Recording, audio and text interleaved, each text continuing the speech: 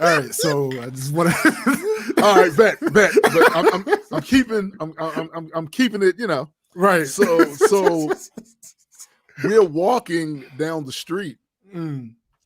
and we see two guys coming up the opposite end from up Hilton Street. Mm. One of them walking with a limp. Ooh.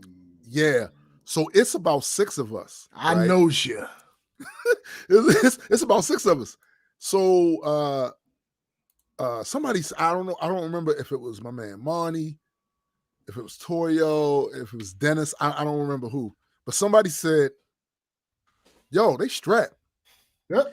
And then I say, and these are famous last words, I don't care. They ain't after us. You hate to hear it. You hate to hear it.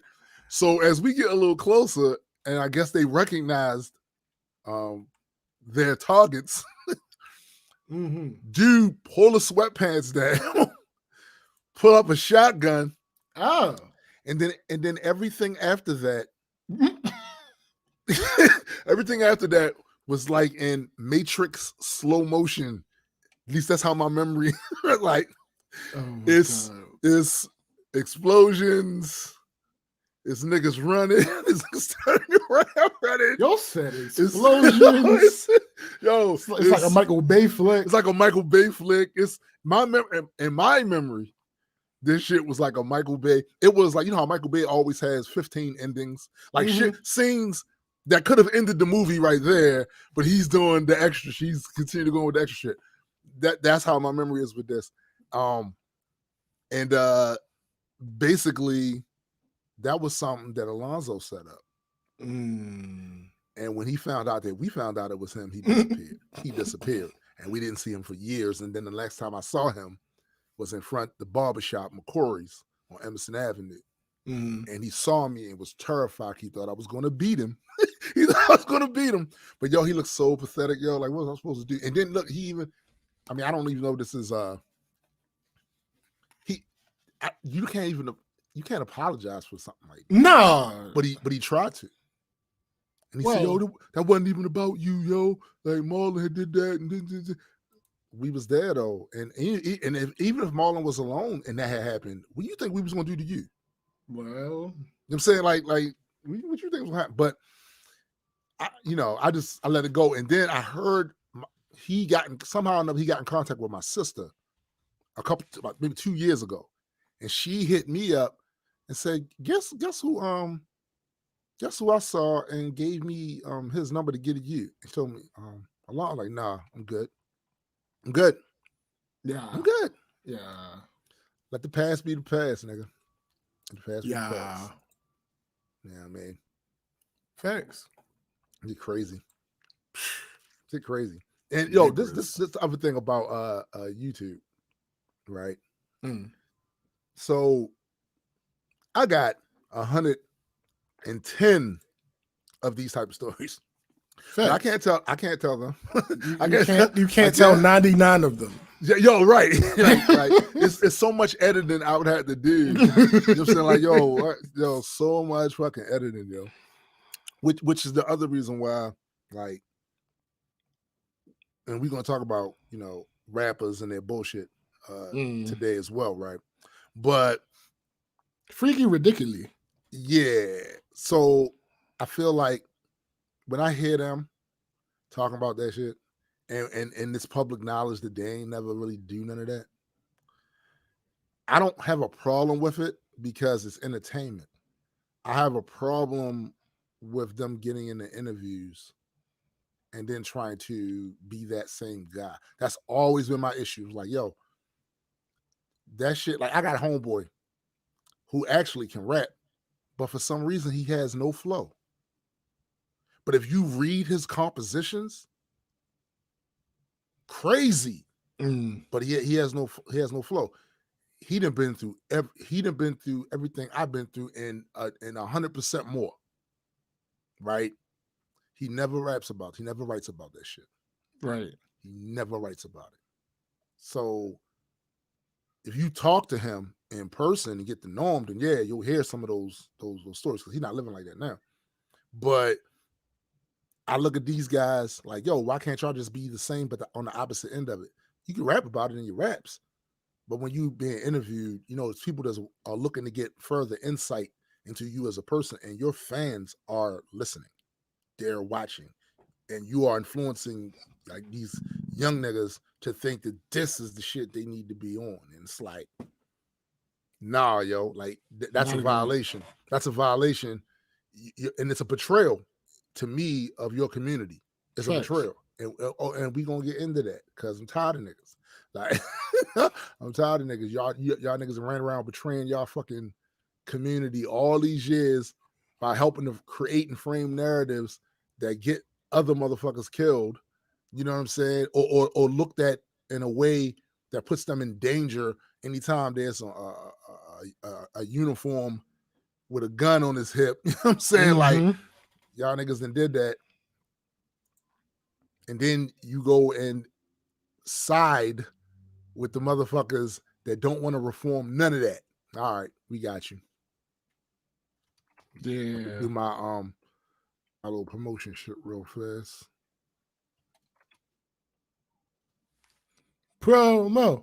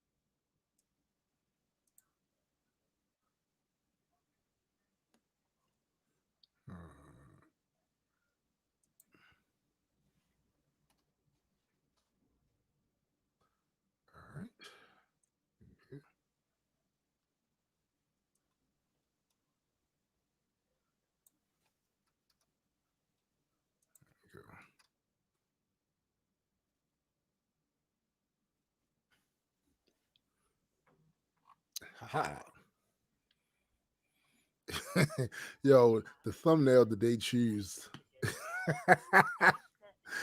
shows us like we just laughing at some stupid motherfucker. That's what it looked like. Like laughing at stupid motherfucker.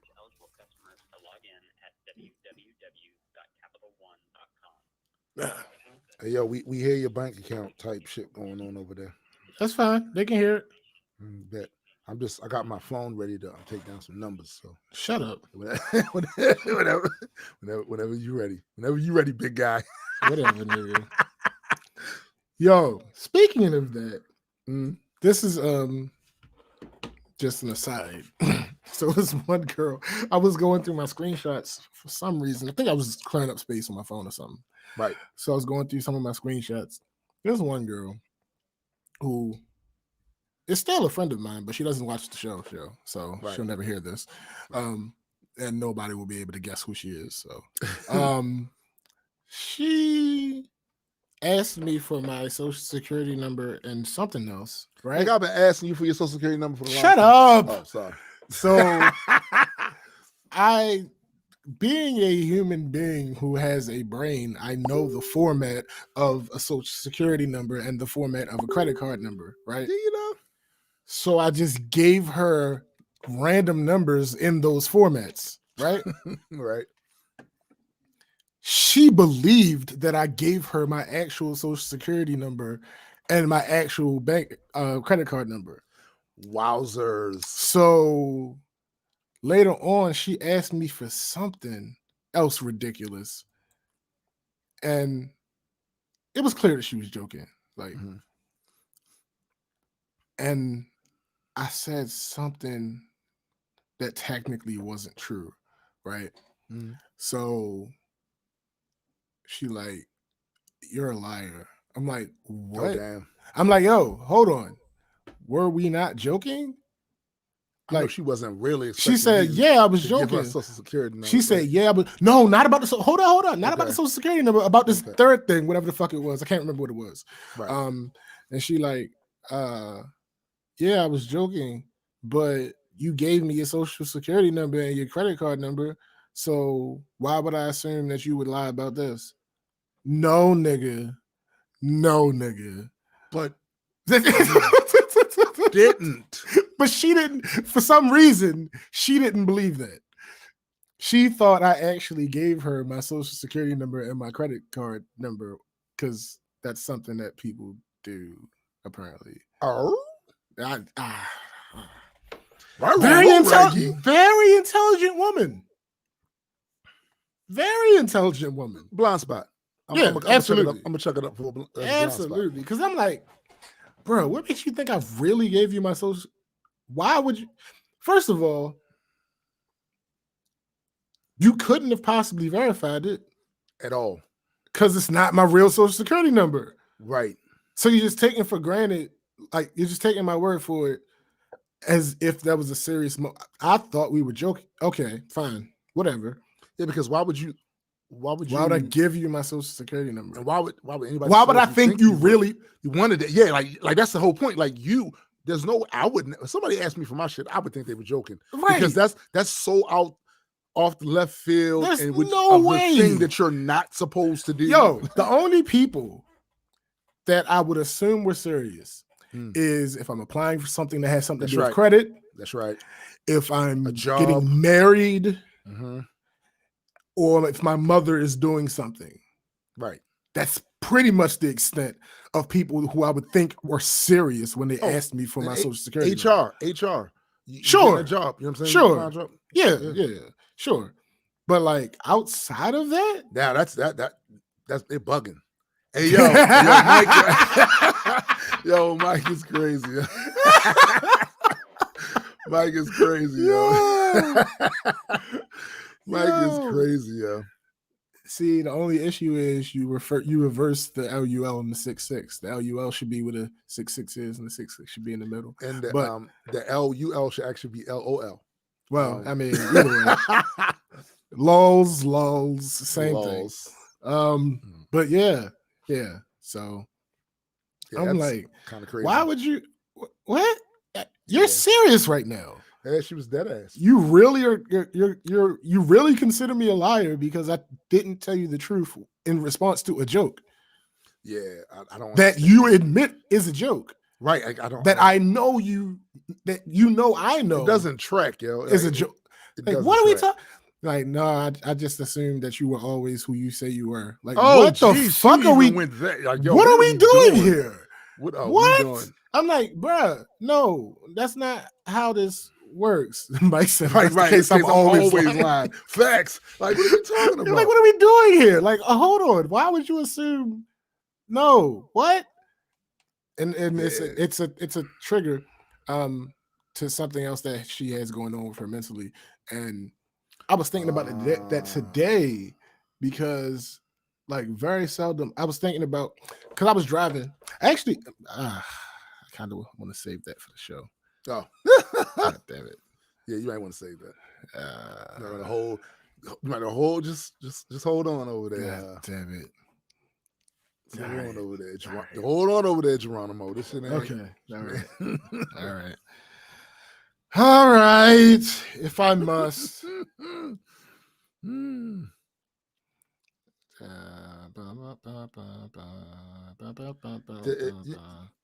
I know this. I'm trying to think of another year that I can remember that has been as crazy as this one. No. And this just very well might be because, selective memory or whatever. I mean, sure, but if for nothing else, you've never gone through a pandemic. No. I do know that personally, I've had crazy events happen in specific years, but it wasn't things that was happening all throughout the year. Right. You know what I'm saying? Like, and this is a record breaker. Just number of things that I'm personally connected to that has like been fucked up. It just is. And don't get me wrong, in other ways, I've been fortunate that I haven't taken the brunt of some people, because when I went to my Aunt Betty's funeral, he's riding by my old junior high school. they was giving out boxes of food Mm-hmm. in the school thing, like on Hilton Street. Just all the way from like, because that school is no longer a public school, right? But Right. it's huge. It's fucking huge. It's right there in the middle of the hood, right in the middle of the hood, right? And in the parking lot area, where the front door is, you see all these cardboard boxes piled up in rows, and you saw the traffic was bad because people were lining up to get a box of food. Mm-hmm. I have never seen that, even in a poverty-stricken city like Baltimore has been. I have never seen anything like that. Right. You know, so it's like it's very telling. It also showed me, also like put to my mind the fact that I am somewhat sequestered away from those elements like these days. Yeah. I am like, because seeing that shit was jarring. And I seen poverty, but seeing that was jarring. Like, yo, they're giving away boxes of food and people are lining up to get that shit. Mm-hmm. People doing bad, man. They doing Absolutely. bad. And this is the other reason why I find it hilarious. Hilarious. This is happening under the watch of a man that's in office. If this had been anybody else, Mm-hmm. sitting in that same seat, riots, food lines, businesses fucking going to shit. If this has been anybody else, it would be a foregone conclusion that you're not going to make it this next election time, sir. Yeah. But the cult shit is real. Oh, The cult of personality, all of that absolutely. shit is fucking real. And also something about the makeup of this country where that type of motherfucker is celebrated by a huge segment of people. And it's weird. It's weird as fuck. And I'm not sure if any other time in modern history that would have worked. Right. But also, for people like me, that's been saying for a while now that empires collapse. Mm-hmm. This is the story. This is the story of history. And usually, before the collapse, the average rank and file person doesn't believe there's going to be a collapse. Mm-hmm. They don't see it. Like I saw my song Empire. I started the first verse off it with, I wonder if the Romans knew their empire was dying. Right. Because I'm making a juxtaposition that with America. Mm-hmm. We go about our daily lives doing shit that we think is normal. This is what we're supposed to do, blah, blah, blah. And a lot of us are under the impression that this shit can never fall. I don't know how we get that impression if we're students of history, because all empires fall. And one of two things happens to empires.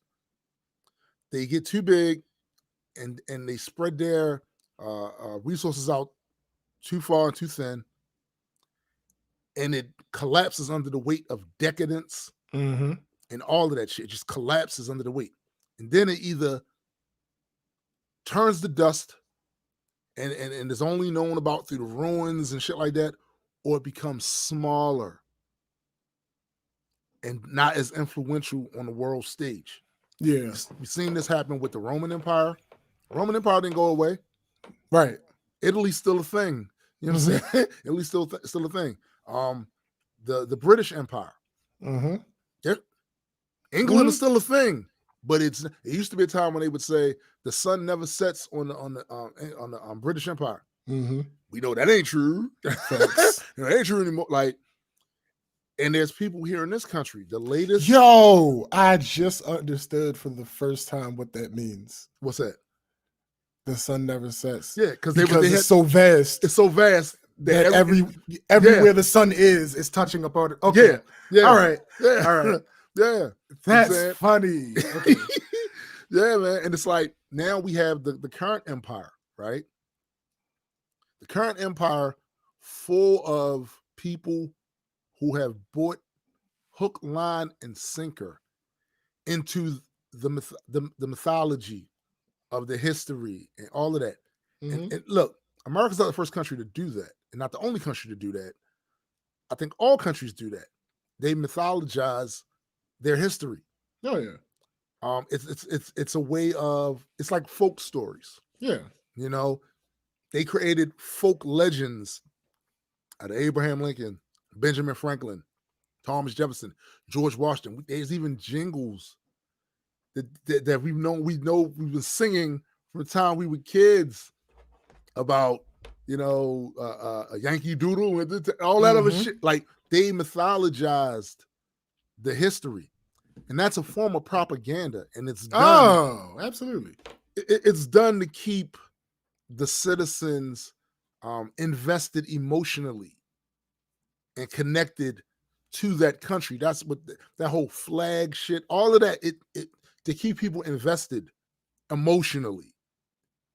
This is the sense of ownership. Truth is, though, regardless of what you see in any laws, constitutional amendments, whatever, you own shit over here. You own shit over here. There are owners here. You ain't one of them. Not at all. You ain't one of them. You know what I'm saying? And it's crazy how it works, because it definitely distorts worldviews. Like, you're living in an American bubble. You've been subscribed to the American mythology. So the way you view the world outside of this bubble is largely the way they want you to. Correct. And it's funny how that shit works, even though we got an internet that's all over the world, and you can clearly see what's happening in other places. Yeah, that shit still works. That's how powerful it is. Thanks. And everybody, internet. Right. And everybody here, no matter what your no matter how your folks got here, everybody here is susceptible to that shit. Everybody here, no matter how you got demographics like ours. There are members of our demographic that look at this place like one day Santa Claus gonna come back and make everything right for us or some shit. And I'm sitting there going, since when? Right? No, that's not how things work. What has given you that idea? It's obviously the mythology. When they start talking this liberty and all these stories, these fanciful principles and stuff, when you put that next to the reality, it doesn't hold up. It doesn't hold up. These motherfuckers left the halls of Congress without sending a stimulus bill. Yep.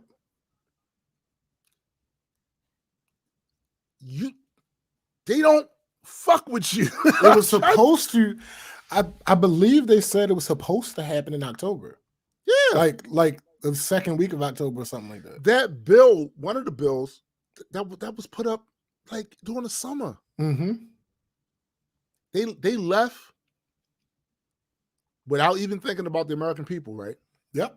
And did that shit with no guilt.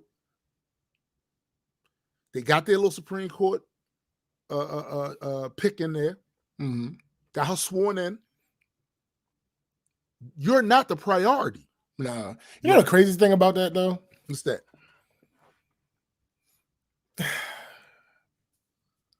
They're right. They not when I say right, I don't mean righteous. I mean it makes sense for them to not do this until after the election. Right. Because if you look at the Republican side, if the Republicans, of course, there's a bunch of different ways that the elections can go, but we're just going to do the extremes. Right. If the Republicans have sweeping victories, then they have less Democratic opposition when they go back towards this, and they can paint it as if, see, it was the Democrats. Right. If the Democrats have sweeping victories, I ain't gonna hold you. I'm a little more just what I watched this. I'm subscribed to this tax attorney Mm-hmm. who has friends in the legal field and a Right. bunch of different places, and he does daily updates on the stimulus. He does daily updates on the stimulus package, the coronavirus, and just general politics because election season. Right. And he's basically saying like the Democrats, if they what they want seems what they claim they want seems more beneficial to the American people in general, right, than what the Republicans want, well, claim they want. Yeah. In what I this think? specific instance. You know what I think it is, though? And this is all about narrative framing. So, mind you, if we go off of we just for a second accept the premise that both parties are sincere in their positions. Let's go off of that premise first. Let's go off that premise first. All right. Yeah. I don't necessarily believe that. Right. But let's go off of that premise. Yeah. So the way the Democrats look at, you give the American people more money, right? You're helping them, giving them more money, right? And which I go behold you. I lean towards that position. Towards that position. But on the Republican side of it, if they're sincere, what they would say is that, well, giving more money to these businesses, allowing them to create jobs and spark innovation will actually help the American people more, because the American people will benefit from getting those jobs. Trickle down. And all the trickle down shit. Which doesn't work. It doesn't work. It doesn't work. It works in some cases. It only works if you mandate that it work. Yeah, like because as long as they have a choice, give raises to the upper and make no mandates on how they have to dispense that money, exactly, then you can't. Now you're at the whims of good hearts. Yeah, and that's the thing that's crazy, because as we'll discuss later on in the show, people with wealth and power rarely have your best interest at heart. Yeah. No matter how much you try to turn them into a working class hero. Yeah. Yeah, they there are some people that climb and get to a certain spot and don't lose who they were. Right. But the reason that's so special is because it's so few and far between. Exactly. But I don't know, man. Like I said, for you to just leave and that's it. And this is the other thing that makes it look bad. This is why I be telling people, like, narrative is everything. We know y'all make a lot of money. We know y'all have a cushion for all of this. Regardless of what happens, y'all got a check coming. And it's a big one, relatively speaking, in comparison to the average American. So the fact that you have a golden parachute, you know what I'm saying? You have a golden parachute, and the American people, for the most part, don't. Yeah. And then you have it within you. And this is the other part of it. And I'm going to keep beating on this wall until I knock that wall down, or until I break your knuckles. Belize. Okay. But that's our money. Facts. That's our money. Facts. When you start to put it in those base terms, that being our money anyway, and then they will typically, I see this on the Republican side, but Democrats do it too. It just depends on what the subject is. Yeah. They are quick to talk that bullshit about, we don't want to spend the American people's money. No, that's all you can do. Nigga, don't frame it when you need to frame it as it being our money, when it benefits you to frame it that way to skewer your political rivals. Don't do that. But then when we say, yo, that's our money, give it to us. And you go, well, see, there's conditions and there's you just used the American people don't want their money spent on when you go up against another rival politician who got a bill that you don't want to fund, the American people don't want to spend their. Guess what the American people want to spend their money on? Themselves right now. Mm. And that doesn't seem to sway you in the least bit. So it's just one of them things where they will use the just the populace in general is held hostage by the whims of people you gave a job to. You gave them that job. And they eating good, and they got fancy homes, and they riding good, and they got protections, and they got health care up the ass, and they got all the things you don't. And when you send them there to go, make it so we got what you got. And they never do. Not once. At some point, if the American people were in their right mind, they'd buck. But the fact that they don't buck like that, right, shows how the myths, the American myths that they created work. That propaganda works. Yeah, it works. Yeah, you got some disgruntled motherfuckers like me and you, but this works. Overall, very it well. works. Very well. Very well. Very well. So I don't know how do you counter program for that? No, you don't. You know what I'm saying? You don't. You cut your losses and you move forward. That's where I'm at with it. Yeah, because you don't have the position, the reach. This isn't the Matrix, right? Right. This isn't a scenario where we have some great knowledge or understanding of exactly what's going on and exactly how to reach the people that. Facts. No, this isn't like that. We don't have the Nebuchadnezzar. Facts. We don't have a way to tap directly into these people and bring them out. No, we don't have that. So it's not. I don't think it's a fight we can win, and I think you can't win it because every time you master the said rules, the rules change. They keep moving the goalposts, so it's like, and they had the power to do it, and they got help. They got help from within our own populace. You feel me? Like, you really want to know. It's what I said about Baltimore. I got into a conversation with some asswipe on a post where it that exposed that one chick that Baltimore was running for that office of 5th District of Baltimore. Exposed her. And the guy was like, everybody got to pass, blah, blah, blah, blah. I said, yeah. And here's the thing. Baltimore is grimy. If she'd have came out and told us she was a stripper and all that stuff, there's a lot of people that wouldn't have cared.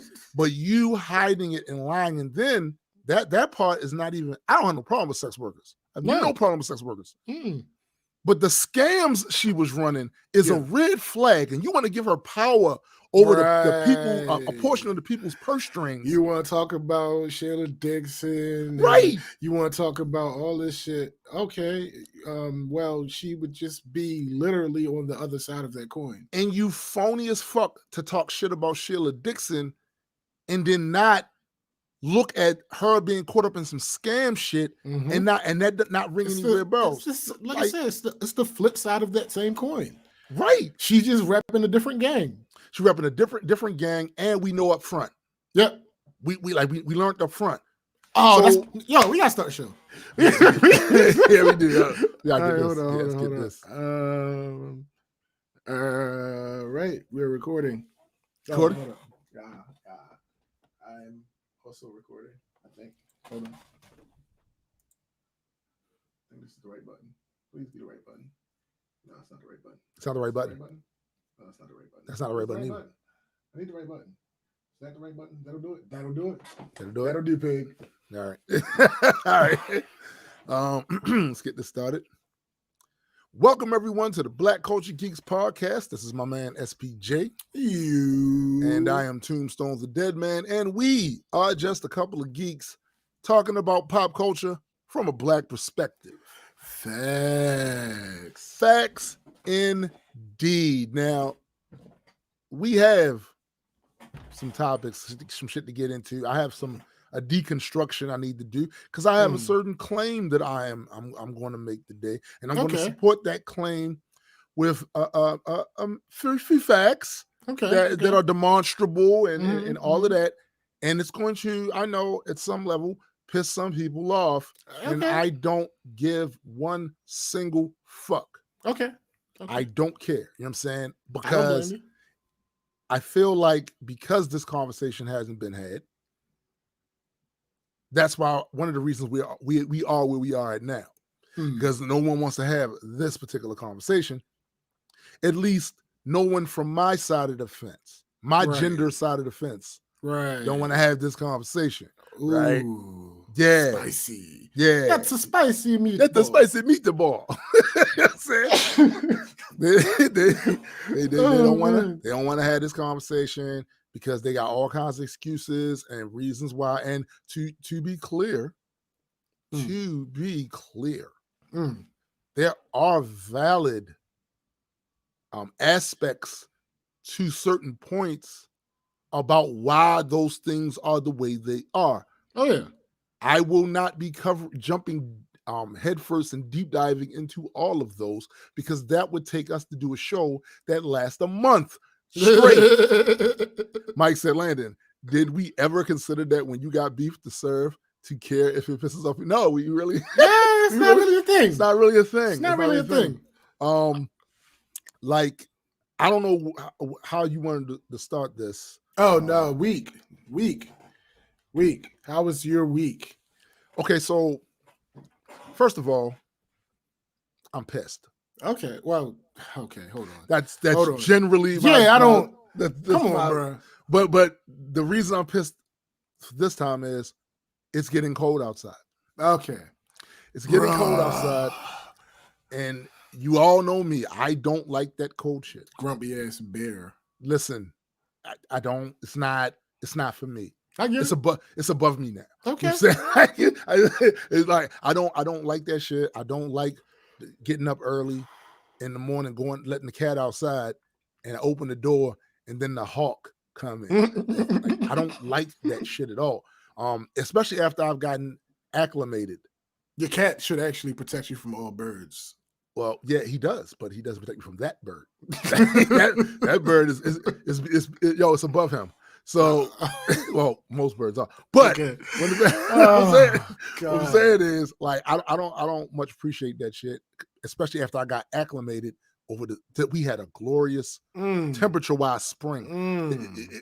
I can't even express to y'all how many times in the last 3 years me and SBJ have searched for the holy grail of weather, balance of temperature, sunlight, all of that, because it's the perfect environment to go out shooting.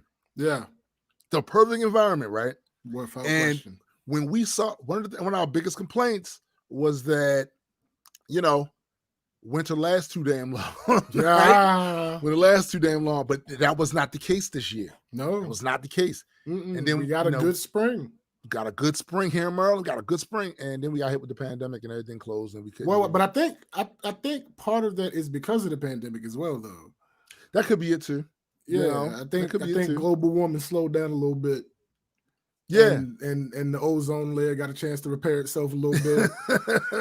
Like some of that, the pollution, carbon footprint, all those shit was down a little bit, and it was like, watch me work. Watch me put it in the work. You know what I'm saying? But and being able, I told y'all, my biggest saving grace, through this whole pandemic shit, had been my backyard. Because I can go out in that backyard. It's spacious. It's not connected to somebody else's house or whatever. So I can literally be back there and be social distancing my ass off. There ain't nobody coming around there, right? And it's trees, it's grass, I can get all of that in right there. Get that fresh air in and the greenery, all of that shit that kind of, improves my mood. I can get all that shit in just sitting there on the lawn shit. I dare you in the morning to go out there and sit on the lawn shit. That's in my funny. backyard. I dare That you. is hilarious. It is cold as fuck. It's not comfortable. I ain't getting the same vibe with it.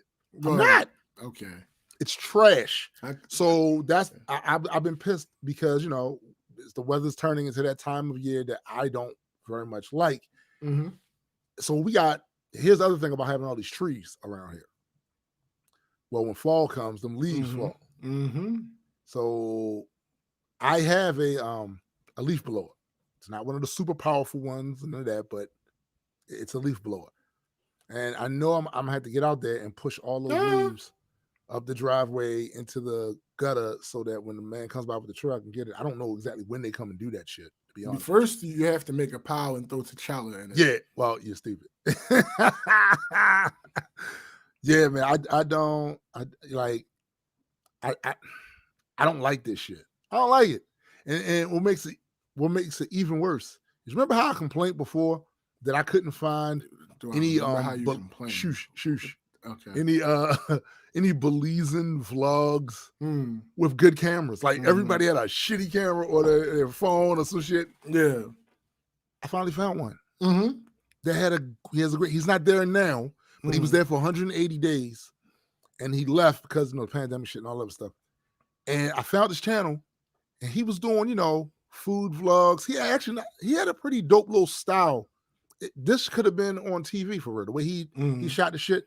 And it was great and I was enjoying it, but it made it worse because it's nice down there. Of course. And it's getting cold up here. Cold up here. Facts. I don't like this shit. So that and the fact that I'm taking another thing of medication, and that just adds on to it's. To be truthful, it's not a big list. It's just my blood pressure shit and this new shit. That's annoying. That's it. You know what I'm saying? That's it. But Mike says Landon and I are similar. We're both grumpy ass bears that don't like cold unless it's from an AC and something. Facts. I mean, sure. Facts.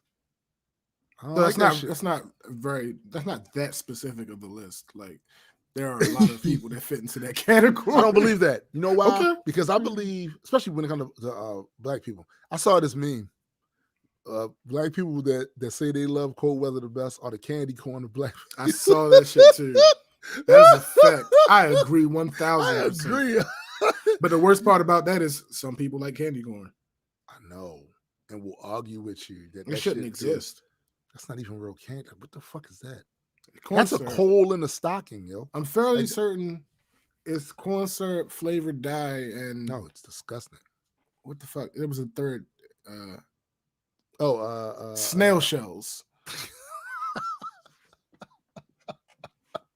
No, not snail. No, I don't. I mean, it could be. I mean, look, ground snail shells. It's probably not. Nobody. They typically have a little shine to them. That might be snail slime that they put on there to make it candle wax. Yo, candy corn is absolutely disgusting. It is putrid. Oh my, I can't with it. But yeah, my week has basically been a week of grumping about the weather. That's not really. Okay. Yeah, I was looking for something novel, but no, that's my week. Okay, I understand. My week has been interesting. Has it now? Very interesting. Especially that one thing I told you about. Mm-hmm. I always feel like somebody's wife. Yeah. Whew. Yeah. But I can't talk about that. No, you can't. No, absolutely not. Yeah. But absolutely all right. So aside from that, I got a call from Shafrel's Thursday. Not a call. He hit me on Messenger. Mm-hmm. For those who don't know, Shafrel was one of our partners in crime. I mean, he's the CEO of. If you listen to this, you should probably know who Shafrel is. But anyway, you're right. So he's like, "Yo, what you doing Saturday morning?" I'm like, we still do the podcast, right?" Mm-hmm. He was like, "Yeah." I'm like, "Okay, what's up?" He got his new camera. Yeah, he did. I saw him post about it. Yeah, he's like, "I got my camera. I hear it's to fire go though. Somewhere." and shoot for like maybe an hour or so and do a vlog. And I'm like, Damn, that sounds he's like, fun as shit. I want to do Ellicott City. And I'm like, huh, I That have sounds a shoot next Sunday really. at Ellicott City. So I'm like, shit, what time? He was like, early. I'm like, all right, 8 o'clock. Wait a minute, is that Sunday? That's tomorrow? No, that was today. That was today. Okay. That was today. So we went to Ellicott City. And Wow. oh, bruh, listen. I've been trying to make my way there. I've been for out the there. longest time. I've been there a couple times, but it's like not to do anything. To go there. Yeah, yeah. And the main reason that it had eluded me was because of parking. Right. Well, there are free parking lots that I knew about. I just could never find them. Right. So I get there, I'm driving around, and I happen to drive through because Elgin City's not that big. So I get to the other side of it, hit my U-turn, start coming back, and I just happen to see a sign for one of those parking lots. As long as I've been looking for them, right, this time I just so happened to see it. So found it parked. And Shafrill, see, Ellicott City is only like 15 minutes away from me, but I think Shafrill lives over East Baltimore. Oh. So when I went to leave my house, I hit him like, yo, where exactly are we meeting? Yeah. Because you'll be there before. Yeah. By the time I got there, hit the U-turn, came back, found the free parking spot, parked there. He hadn't responded. So I'm like, oh man. Dang, I hope Shafrill still on? Yeah. It's still on. I'm all the way out here. And then like 5 minutes or so later, he hit me like, yo, show me a picture of where you are. I'm like, all right, great. He's here. So yeah, that was dope. Yo, I'm mad because I should have been on that one. Yo, it's cold. Nah, listen. It is cold though. Yo, he come up to me. His sweater and his cargo shorts on. And I'm like, yo, why the fuck do you have shorts on? It is cold. You know, West Coast. Yeah, but it's not cold over there. Okay, whatever, fine. So yeah, we did the thing, got some video footage for this vlog that I'm putting up tomorrow. Ladies and gentlemen, yes, I failed to mention this, but he's vlogging. We're back. Again. We're back to YouTube. YouTube is a thing that's happening again. So if you're watching this on the Black Culture Geeks YouTube, then you know that Black Culture Geeks YouTube is the thing that's happening. If you're listening to this on Anchor, we haven't mentioned it in a while, so yeah, we we're not good at that lately. No, at all. Shit, I'm just not. I'm over it. I mean, we're gonna have to find a way to get around that. But as for now, like it is. I mean, it's crazy that you say that about the whole YouTube experience, because there is a part of me that's over it, but not.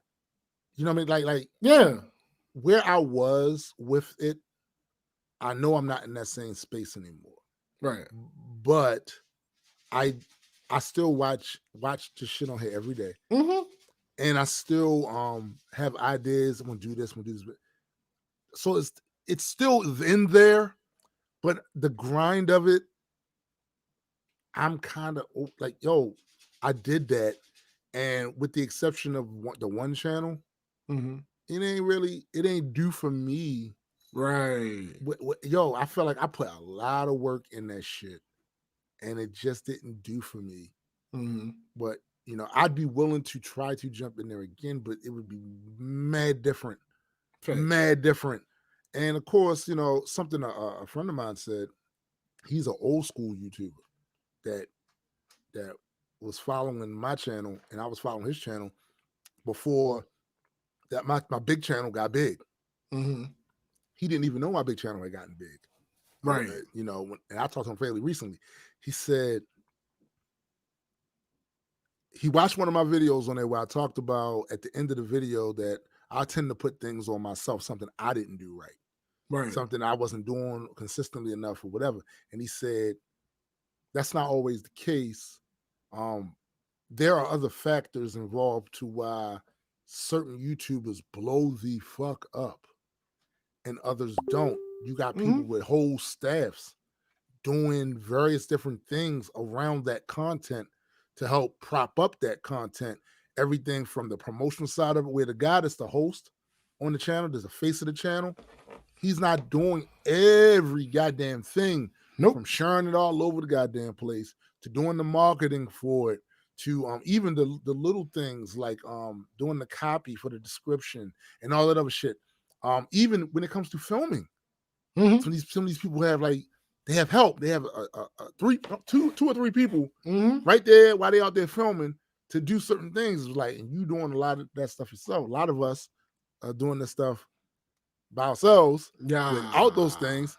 So yeah, it's possible for your channel to grow like that, but don't look at these guys with these humongous channels and think that they are necessarily doing it the way you're doing it, Mhm. because that's not always the case. That's a fact. Especially keeping up with the consistency of content. I see people putting Oh, up it's no 3 or way. 4. Yeah. Listen. I'm at the one video per week, Mm-hmm. and I've been on that consistently for a couple weeks. Right. And that's where I'm staying for the foreseeable future. Word. If it doesn't go backwards. Right. And that's what I've made sure to stress in most of these videos. I am not promising you a video a week. I am telling you that my intention is to put up a video in every week. Right. And that's how that goes. But that's one of the main reasons that I decided to even squeeze this morning into my day, because you want to get that video. Didn't really have any shoots throughout the week. I didn't have the shoot Sunday that I was supposed to have. So I didn't really have anything like that to record for a vlog. So I'm like, all right, bet I can get this content for this vlog that I'm supposed to be putting out tomorrow. Right. And get something. So, but it was amazing. It's always a good time hanging out with you, for I love those excursions, yo. When we going out, that's just the shit. Especially when it's nice. When it's nice, listen. There was a little pocket where it was like, oh, it's warm right here. Right. The sun is doing a little thing, and it's like, oh, all right, I can deal with this. Right. There were other parts where it was like, ooh, and holding that tripod when it's cold. Yeah. Oh, the absolute worst. The absolute worst. And you got to figure out a balance, because you feel like you want some gloves, but when you have gloves, it's harder to. It's hard to do everything. Yeah, everything. It's no way. I would have to find some low profile, but like Kevlar, not Kevlar, but something similar to Kevlar that has those little things on the tips. Yeah, Mm-hmm. Better grip, not as bulky, but still warm. Yeah, and I feel like I'm gonna be spending some decent money for those. Might be. Yeah, so I don't know if I'm gonna do it or not, but I'm tired of spending money, yo. All these goddamn nigga, you with the I ain't got no more money to spend. You already bought the camera, strobe flash, batteries for the camera. I got my power adapter for the R6. So yeah, I'm absolutely done for a while spending any money extra. Yeah, I feel you. Fuck that. I ain't got it. I ain't got it. Unless one of us hits the big game. Well, that's different. That's different. I'll spend all the money in the world then. Yeah. Or it's other shit that might come down the pipe. Today. Oh, today is the day. The biggest fight of our lives. Yeah, that's a fact. That's the biggest fight of our careers. That's a fact. Today. So yeah, I'm also multitasking. Got this camera right here for the stream. Got this camera right here recording more for the vlog, and that's what we're doing. So yeah, everybody out there listening, YouTube back Sundays. Every Sunday. So wait a minute, you are currently using both your cameras now, right? Yeah. You're recording portions. I'm recording, for your vlog. Yeah. And you're recording that with the R6. Yeah.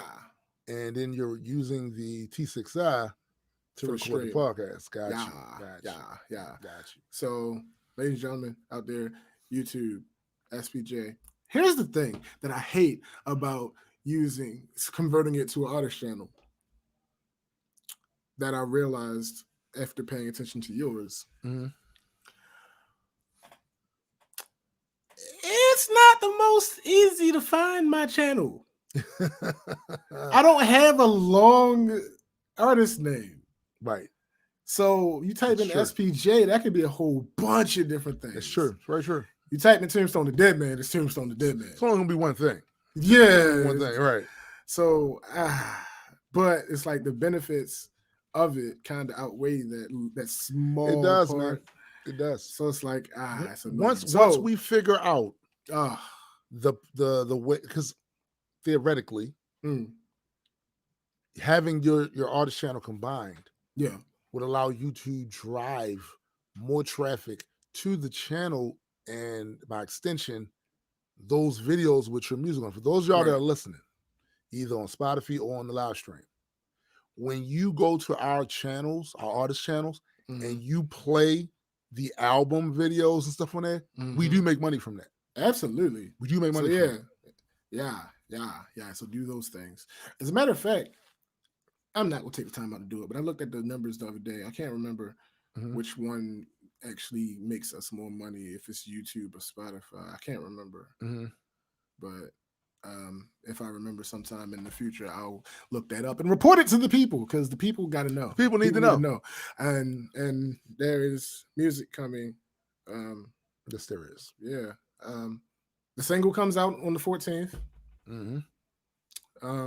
I plan to have a video accompanying it, but that's probably not. Listen, probably not, but it's difficult trying to put it together the way I want to put it together. Question about that though, and I don't know how much of this you want to reveal just yet, but how many different backdrops do you plan to use? I don't fucking know. I know.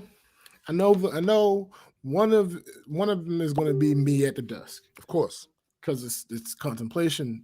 Right. Yeah. That's the whole thing. I'm probably going to use. So it's going to be me at the desk, definitely. Probably me in the studio. Not this studio, the fucking photography studio. Yeah. With that backdrop, and maybe an outside element, but the outside element is the worst part, because I'm one person. Well, when you, depending on what day you do that, just hit me up and we'll see if we can. Word. Yeah, because I can at least be the second person there with holding the facts. Yeah, the man behind the camera. Right. Smack was just the man holding the camera. Oh, okay, my bad. But yeah, so I gotta finish the fucking concept. I'm tapped with this particular song, because I don't really have. I don't know. I'll figure it out. Like I said, believe me, I get you. I'm literally sitting on about roughly 8 that are incomplete. All of them are incomplete, and I'm going back to each one as inspiration hits. I finished that. I'm going to do that, and I'm finding more that I started and didn't finish. Oh yeah, I like that. Why did I move on to something else? I didn't finish that. So my process is different now. My circumstances, and I noticed that about myself. When my circumstances change, my process takes a hit. Thanks. When I was living in Laurel, I had the process down. Like, put the music in my little player here. Yeah. Put the music in there. And go walking. And because the part of Laurel I lived in was by no means dangerous, I eventually got settled enough to not have one ear or eye on my surroundings a bit. I had a clear path of where I would walk. And as I would walk with the music in there, I would usually finish the entire song by the time I finished my walk. And that walk would be like, close to 3 miles, something like that. But by the time I was finished, I may have had some screws to tighten up with it or whatever. but the song is basically done. And that's how I banged out so much material from 2012 to 2016. That's how that happened. Mm-hmm. But then I took the hiatus, and then I moved, Right. and it's just not the same. You better go to Paint Branch. Well, yeah, I've tried that too, but even that is, I don't know. It's not the same. It's not the same. It's I feel you. It's not the same.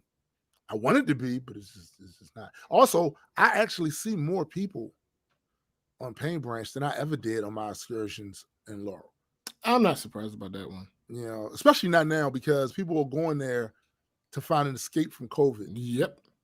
So they're using that area right there, wide open spaces, but it's not so wide open. It's more long spaces than wide open spaces. So that means when you're walking down that road along the Paint Branch, you're still going to come in contact with, and you have everything from students, because the college is down the street, to old folks trying to get their little exercise in, like people on bikes. It's more people, so it's more of a distraction. I'll figure something out. I'll figure something out. Right now, my process is slow. Like finishing a song is slow for me now. Slow. Yeah, I mean, it is what it is. But speaking of that, I need that verse, my guy. Oh yeah, I thought you was redoing the stems and all that. I don't know what that means. No, I'm joking. I'm joking about that part. It's ass. But yeah, I don't, because the rhyme is finished. Yeah, I know. I've heard it. Yeah, rhyme's done. I gotta. I didn't send it to you. I could have sworn I sent it. No, not the. You sure? Not the super. You positive? I am so positive it is ridiculous. I hear you. All right, okay. I'm so positive I'm negative. Shut up, nigga. I guess who's this? I guess let's get this show on the road.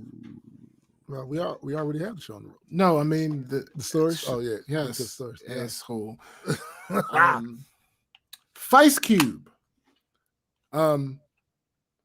So for those who don't know what Vice means, just look it up. And I guarantee you'll get a laugh out of it. What I will say it's related to is the fact that Ice Cube looks like, and I've been saying this all week, Ice Cube looks like he did all of those interviews in one day. Like every single interview that he's been talking about this shit, like he did them all in the same day. Like every single one of them.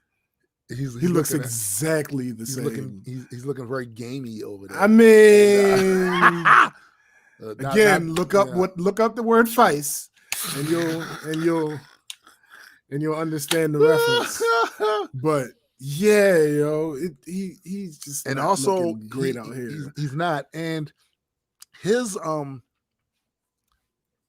have known and watched Ice Cube's content for decades now, right? And that's he just looked it up. like I've heard this man speak on numerous occasions. I've seen him. His delivery now, something seems off. Yeah, something really seems off, and I don't know what it's about. I don't know. Far be it to me to throw some shit out there that I think it could be. I know because I don't know. I don't really know, but he looks off. Like anybody has been listening to Ice Cube for a long time, seen him in interviews and all that. The whole, because I feel that basically, and that's not a delivery I'm used to. No, nigga, no. It's kind of crazy. Usual. Yeah, I agree 100%. I mean, look, tis what tis, I guess. But you're right. It's not really. It's not. Is normal the word? I guess. I don't know. Is that the word? I guess I would use normal. Normal is we're used to seeing them. I put it to you like that. Yeah. You know what I'm saying? I Because put it's it to it like like, that. what is going on? But I mean, I can't really. No, something ain't right. Something ain't right. That's all I'm telling y'all. Yeah, Something is not right. Something is definitely not right. And my issue with him now, because my issue with him isn't the same issue I have with Lil Wayne. No, it's not. No, it's not. My issue with believe me, Cube, I got a whole other issue with that. Yeah, my issue with Cube is he's all right. They say that you learn. You're supposed to learn from failure. You're supposed to learn from being wrong, right? Hold up, Greg just said what I was thinking. He always seems like he just needs some help. I don't know if it's drugs he's taking and needs to take. Listen, that's all. I'm just gonna let that sit right there. Let that sit right there. Yeah. But you're supposed to learn from being wrong. You're supposed to learn from failures. You would think, right? And here's the thing. If you listen to the progression of his interviews, technically he is learning from being wrong and from his failures. The issue is he's not admitting it. Right. And so like, if you look at his first interviews where he's like, nobody was doing anything. Yes. And then now you get to your new interviews where he's like, oh yeah, it got stuff coming for women. It got stuff. Yeah, but that was because you were in an interview where they asked you what you had for women and you couldn't answer that question. You had no answer to it. None. And how this is very Trumpian, right? Yeah. This is very Trumpian. This is the thing that really has me looking like, what the fuck's going on? Because his interview with Roland Martin, this is a classic example I'm talking about. Like you said, he claimed nobody was doing this. And then when Roland showed him how every one of the things that he had in his thing was already in the House, had already been voted on in the House, and was being sit on by the people he's considering helping to get back in power. Yeah. He did. His only response to that was, well, good, keep up the good work. No, nigga, no. That's how that works. No. See, that's something that me personally, as somebody that has been in numerous conversations, debates, and everything, I'm not allowing you to do that. We're going to confront that first part because you're going to have to acknowledge you were wrong when you said that nobody else was working on it. Yeah. People not only was working, usually this is how shit works. I think we talked about this the episode before last. Shit starts grassroots. It gets the attention of people that can get the attention of the politicians that can actually change the policies. It then goes to them. You get a commitment from them, and they go and they vote on it using the power that they have. Right. And then once it passes the House, it has to then go to the Senate, pass the Senate, and then goes to the president to sign off on the shit. Right? It's part of the process. So where we stand with this process is, if your grassroots is to drum up the attention about this problem and then contact the representatives, right? Then once the representatives take it, you stay on their ass. Facts. You hold them accountable. You stay on their ass to make sure they follow through, right? Yep. And then if it gets stalled in any way, you hold the people that stalled it accountable by making it public that they're sitting on stuff that a certain community needs. Yep. And you make it uncomfortable for them out there. They had your boy Mitch McConnell out there being called Moscow Mitch because Joe Scarborough on his morning show started calling him Moscow Mitch, right? He ain't like that shit because everybody started calling him that. He's like, I think that's a horrible thing to say. But yeah, you're supposed to feel that way because they got to get to you to get you to make some changes, right? That's our job. So for a guy like Ice Cube to have his brand recognition and notoriety, don't leverage your 30-year brand. on doing something that's going to have us not see you the same. Mm-hmm. 30-year brand, dude. Don't do that. Don't do that. Instead, see where your platform can bring attention to the work that's already being done. And then if you find out that no work was being done, you say something. Yeah. Yo, facts, Greg. Greg said Lindsey Graham out there crying for checks behind that facts. Yeah. Facts. 1,000%. Help me. Help me. Help me. All facts. Fuck out of here. But instead what he did was made an assumption. He didn't check it. And this is after being checked out of the political process for years. This is admittedly out of his own mouth. He said that in the interview. He'd been checked out of the political process. He ain't deal with that. He had his head up Hollywood's ass. Right? So first thing he should have did when he came out was say, well, wait a minute. I'm focusing on this. Is anybody working on this? What the fuck? And then see where he can make adjustments or even add to it. But don't sit up here and frame that shit that way, because that's part of this. That's part of that narrative that has allowed people that don't have our community's interest at heart to pull at the weak thread in our community. Yeah. That narrative that he going with, nobody was doing that. Yo, nigga, stop. Right. Stop. That's just simply not the truth. And you see people running with it too. Right now, you literally will see particularly black men. Yeah. You see them running with this narrative that nobody was working on that shit because Ice Cube said it. Fuck out of here. Fuck out of here. Today was not that good of a day. Today was not that good of a day, sir. You know. And like you said, it's different. It's different than what it is with Wayne. Oh, speaking of Wayne. Black Twitter is lighting Lil Wayne up after he endorses Trump. Black Twitter is roasting the shit out of Lil Wayne after he comes out in support of Trump. Lil Wayne, with about 3 dreads left, came out in support of Trump.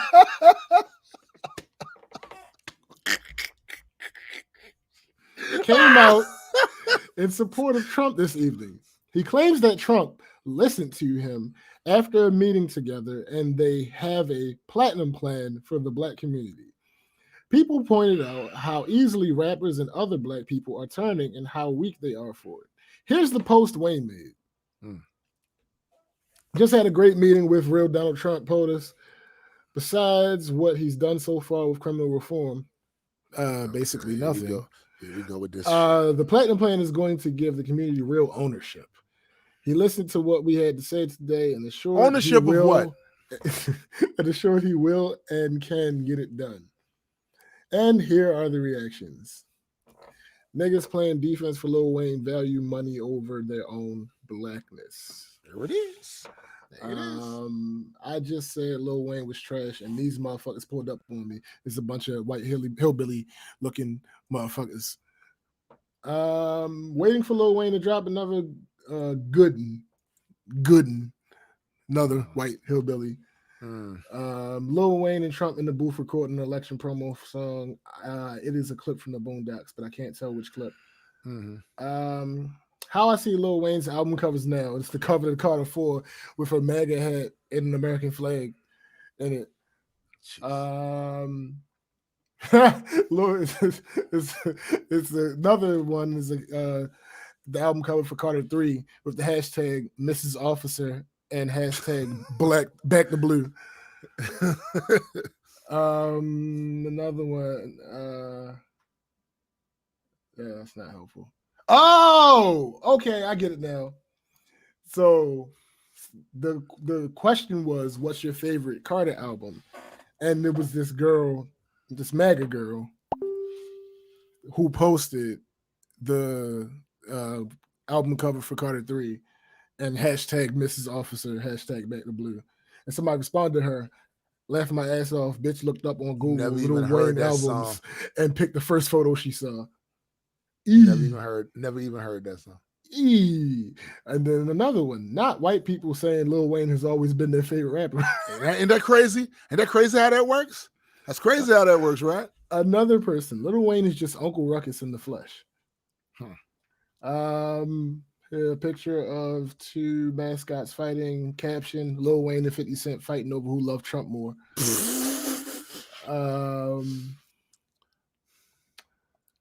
50 Cent, Ice Cube, Kanye West, Lil Wayne, and all the others endorsing Trump. And then it has Malcolm and a meme of Malcolm X looking disapprovingly. Um, Yeah, well, let me see. them niggas don't care about Malcolm. Lil Wayne, Kanye, Asian Doll, 50 Cent, and other black rappers after Trump say he won't tax them. And it's a picture of a black person with a MAGA hat on with the caption saying, "Now, yes, there was some slavery, but." All right, so Tunchi. Mm. Um, I feel like this is maybe a good a time as any.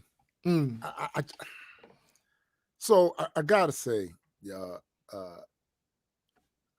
Wayne is by no means the biggest problem, the origin or source of the problem, but he's definitely about to be used as a proxy for the problem.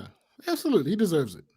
He deserves it. So, friends, diasporans, countrymen, lend me your ears. Mm. I Hear come ye, hear to ye. hear ye. I come to bury Weezy F baby, not praise him. Mm. Not praise him. You see, none of this should be a surprise to anybody that has paid attention to Lil Wayne's rhetorical history. Mm-hmm. He once told Fox Sports One show that there was no such thing as racism because his concert audiences are attended by a lot of white fans. Mm-hmm. He also said millennials know racism isn't cool. So he's already in a type of he has the type of mindset that his personal experience, he cannot separate that from the experience of the vast amount of 47 million black people in this country. Mm-hmm. Like he cannot see how him being a celebrity will change and alter his experience. He's not black, he's OJ. I mean, Pretty much. That's pretty much the same shit. He once told a story. This is why he can't get behind the Black Lives Matter police reform thing. He once said that he feels that way because a white police officer saved his life when he was 12 after his dumbass shot himself in the chest. Cheddar Bob. And he then goes on to say that, his life was saved by this white man. So that means there's no such thing as racism. No such thing as racism. That's what he said. That tracks. He said he then went and said that, he was lying on the floor when the police broke down the door and they were stepping over his body looking for guns and drugs. But the one man that stopped and chastised the others for leaving him, he was white as snow, and the ones that hopped over him were blacker than he was. Now, I'm not going to penalize him for this, and I'm going to tell you why. This does miss the point of police reform. But I'm not going to penalize his position on it because it's been framed this way for the longest time. He is not the only one that frames it white cop, black cop. Well, hold on. Before you move to that, because I'm fairly certain I know where you're going. Right. First of all, I don't believe you, sir. I don't either. I should have put that in there first. I'm just really recounting the things he said out of his own mouth. Yeah, he said it. But you know what I'm saying? I don't believe you, sir. There's no way. So what you're telling me is that there was a SWAT or ATF team in which the commanding or head officer was white and everybody else was black. Because I can't imagine another scenario where he would be able to get away with fussing at the other officers. Right. Lest he was in the charge. Commanding officer, right. Yeah. So, okay, as unlikely as that sounds, in New Orleans, you then went upon a rap career. Because you said 12.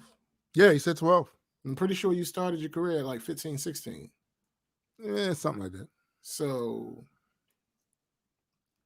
there was no indication, unless you're just a phony motherfucker, and that's possible. Mm-hmm.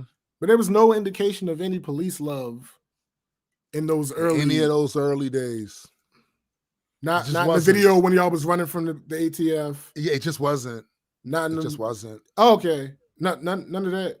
Just no. Mm-mm. Not Mm-mm. there was no indication of this type of thing in I can't remember when the song came out. What year was Katrina? I don't even remember.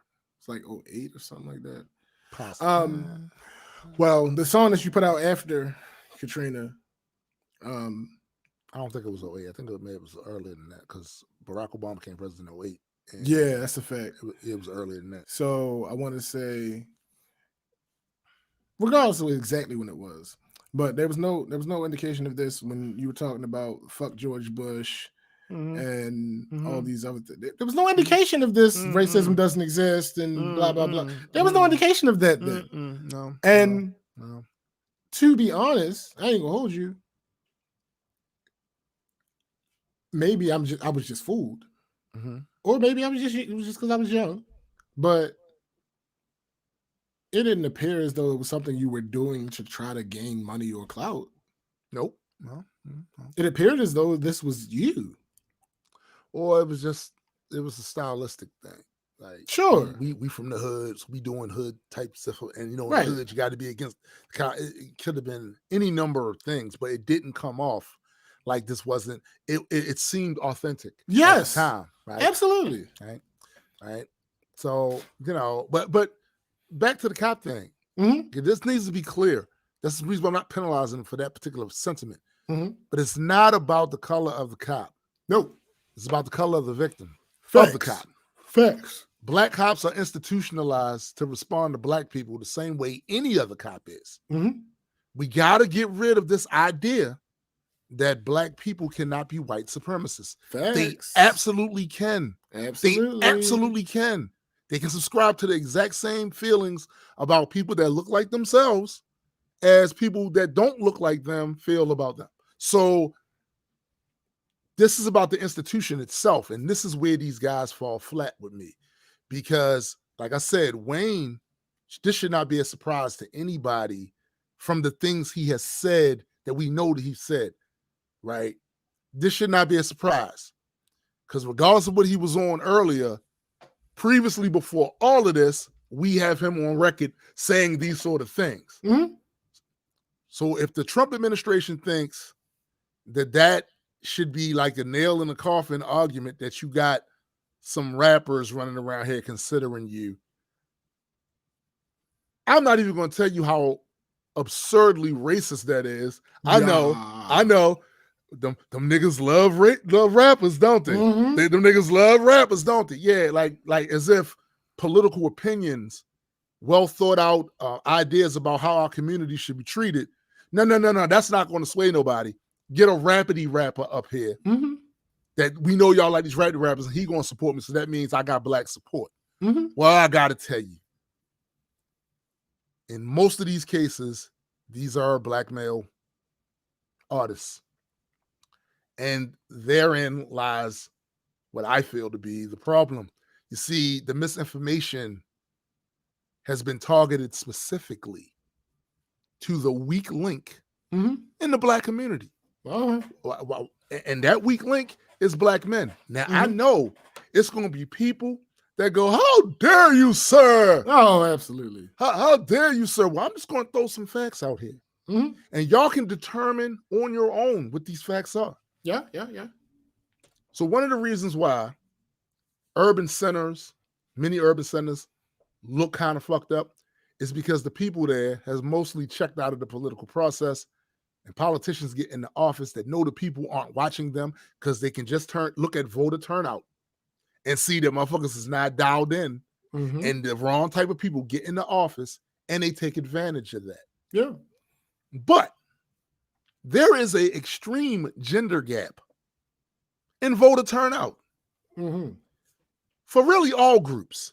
Yeah. In all groups, women eligible voters, women, percentage that say they voted is higher amongst women in the white community, Hispanic, and Asian. Mhm. But the gap in the black community between women voters and men voters is larger than all of those. It's nearly a 10 percentage gap where everybody else is within 5, Right. 2, 3, some shit like that, right? So the people that tend to do what the fuck they're supposed to do civically in our community are the women, which makes sense. Yeah. Because of this other thing that's a problem. See, unfortunately, in our community, women, by and large, bear the burden of raising these kids. In the black community, only 38% of black children live in 2-parent homes. Yeah. Since these women are out there doing the heavy fucking lifting in the neighborhood and in the community, and they have to send their sons out here in these streets and their daughters out here in these streets and worry about if they're going to be stopped by a police officer who's going to dump upon them centuries of stereotypes, misrepresentations, and all of that shit, they got to be worried. So when they hear something about police reform, you motherfucking right. Yeah. You motherfucking right. Reform that, because I don't want to send my kid, the one I'm raising, because the man ain't doing what the fuck he's supposed to do. Yes, I know there's nuance there. Of course. But I'm not talking to people that actually have legitimate situations where they were literally kept and through every obstacle to do what the fuck they. I'm not talking about them. Y'all know who the ones I'm talking about, because y'all know them. Yeah. They're either family members or friends. You know these dudes that don't take care of their kids and can literally walk around this earth having seeds out here and have no problem with the fact that they ain't seen them in a month. They ain't seen them in 2 months. Y'all know what I'm talking about. It's been 18 years. How long? 18? 16 years. 16 years. Yes. Smells about right. That sounds about right. Yeah. So these women also black men are twice as likely to marry outside of their ethnic group. Black men. Twice as likely. Now you look, love who you want. Love who you want. But there's a trend here that I'm building to. Twice as likely. What it shows me is that when it comes to the commitment to the black family, I think black women are more committed to the idea of the black family than many of these men. I'm not talking about individuals. You don't say. Yeah, I'm not talking about individuals. I'm talking about, I'm looking at the overall numbers, because you can always find instances, individuals here, women that you might know that don't fit the mold that I'm talking about. Right. If you look at numbers don't lie, but people know how to manipulate them. Facts. If you're looking at the overall number, my argument is that black women are more committed to the idea of the black family than black men. And it's unfortunate because there are circumstances. But because of that, we should not be surprised that these niggas find common cause with white supremacists and their political heroes. Because as a group, like, they just haven't shown the same level of commitment to uplifting the black family as women do. They don't. And I'm talking everything. Black men commit more violent acts in the community than black women do. So from violent acts, child rearing, we got to call a spade a spade. A lot of these men have become a destructive force in our community. They have. And I also assert that part of that is part of the conditioning that was brought about from being disconnected from an actual organic cultural heritage and being forced to create one under fucked up conditions. A lot of the culture that Black Americans have has unfortunately been shaped through the pain. From the time they got off them fucking bruise cruise ships, through Reconstruction, through the Civil Rights era, segregation, all that other shit, we formed a culture around that pain. Yeah. And our identity is based on the circumstances of that. Then you were educated by the very people that stripped you from your African identity in the first fucking place. Mhm. So your perception is distorted as a motherfucker. Your perception of manhood, of value systems, distorted like a motherfucker. So knowing that, I'm not surprised that the ops looked at the situation because we can't convince these black women to vote for us. We did too much shaking hands and making plans with white supremacists. Black women ain't rolling with that. They're not rolling with that. We went out of our way to sabotage police reform. Black women ain't rolling with that. They have to send their kids out here. Mm-hmm. So who can we target to whittle down their vote, or to make it to the point where either they vote for us or they don't vote at all because they're just completely disenfranchised with the whole idea of it. Okay. The weak links will pull at the thread of the black, and it's been working. I mean, listen, can you blame them? Yes. No, not the black men. Oh, yeah. No, because listen, it's an obvious weakness. Yeah. It's an obvious weak smart thing to do. Absolutely. I'm good. Why would listen? If I have, let me break it down for some of you black men that might be mad right now. But before you close it, before you click off, let me just explain it in a way that you might understand. It's been a while. And you got this 10 on one hand, and you got this 7.5 on the other hand. That is 10 might get you more clout. Right. But the 7.5 is probably easier to get to. Yeah. Yeah. Which one you going after? Of course, the 7.5. I mean, of course. Or you might try to go after the 10 and hope that the 7.5 is still around. I mean, but as it boils down, that 7.5 is going to be the easier target. It just makes sense. Is. And so this whole summer, by the way, I watched people out in them streets protesting because of the inadequacies and unequal treatment that black folks get in the justice system. Yeah. Right. They out there doing that. I saw hashtags, say her name, Breonna Taylor. For you to then try to run and side with the people that are the obstacles to police reform. I don't want to hear you use those hashtags again. I don't want to hear it from you because you're a traitor to the cause you said you was down with.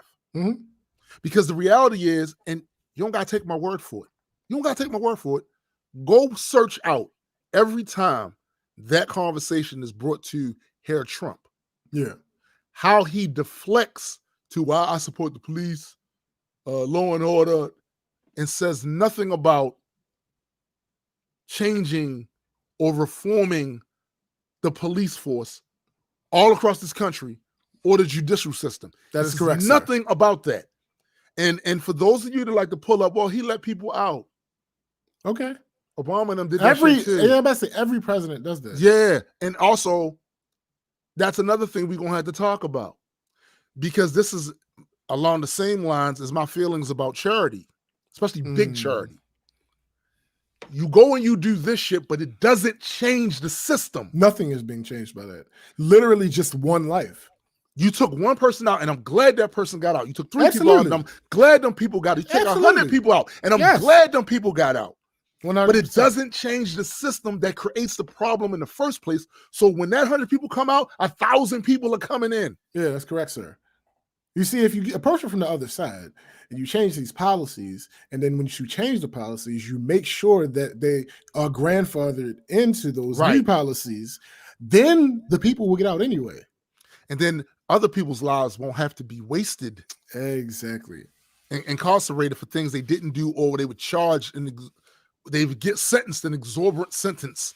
Just very simple. If you try to go after a small percentage of whoever is left from being incarcerated from the war on drugs, that's one thing. That will give you a number. Let's say you go extreme with it. Let's say that gives you 1,000 people. Right. Right? If you go about legalizing marijuana and making the consequences for being caught with marijuana lesser or non-existent, and you backdate that, right, then those 1,000 plus are getting out, right, and we're not refilling those empty spaces with more people. Exactly. It's real simple. Yeah. But when you're easily fooled by PR tricks, he let somebody out. Yeah, but the system remains the same. Facts. It remains the same. So that means that the next 2-3 presidents are going to have to do the same thing. And in either case, if they choose to. And in either case, the system remains the same. So more people come in than you let out. We're still at the same problem we were at before. And the only thing that has changed is they have pretty efficiently used this false narrative to win your support. Yeah. Or to keep changes the names and numbers. That's it. Greg says, makes sense. Why else would they feel comfortable in saying they're expecting 20% of the black male vote? Right. Bingo. They targeted black males. They've been targeting black males for a few years now. And this is not just the celebrities. I want to put this to rest too. This is not just the celebrities. I'm using them as the proxy for this. Yeah. Because I have heard rank and file black men spewing this same shit. Let me get to this. So, all right, this little conversation. I've never had this conversation because I refuse to have this conversation online. I don't talk about voting on social media at all because I have unique thoughts about it and I don't want to influence anybody one way or the other and all that other type of good stuff. So what up, sis? What's up, sis? So here's the thing.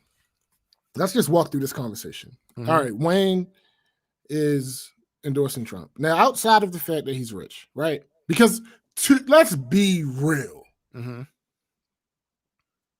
It behooves him personally to not have someone at the head of this shit that's going to impose a 70% or whatever the rate is that Biden is proposing.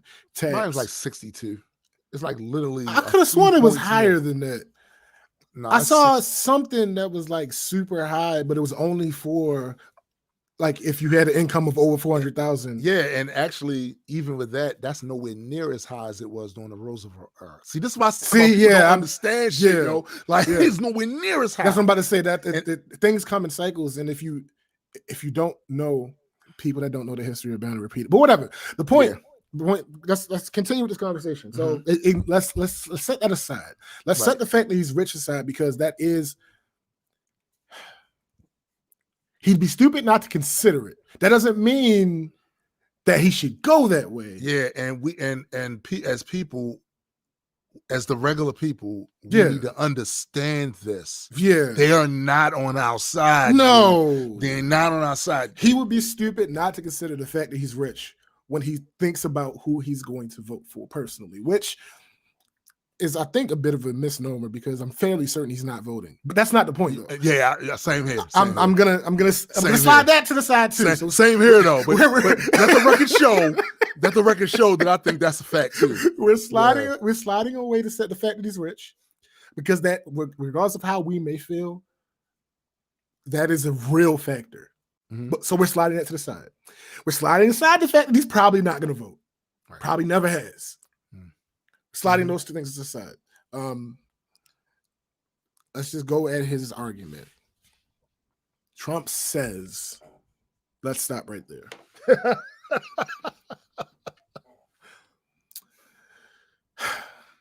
Because this is where the argument begins to go off the rails. Trump says, okay, He says a lot of He shit. says a lot of shit. The number one thing that he ran on, the wall.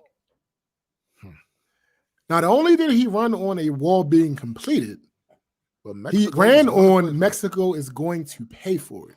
Yeah. 4 years later, neither of those things have happened. It would be one thing, still lies, but all politicians lie. Greg said he said put bleach in your arm. He absolutely did say that. And then later trying to say it was a joke, y'all. You know, I didn't Okay. actually Oh, mean okay. whatever. Okay. So, all right.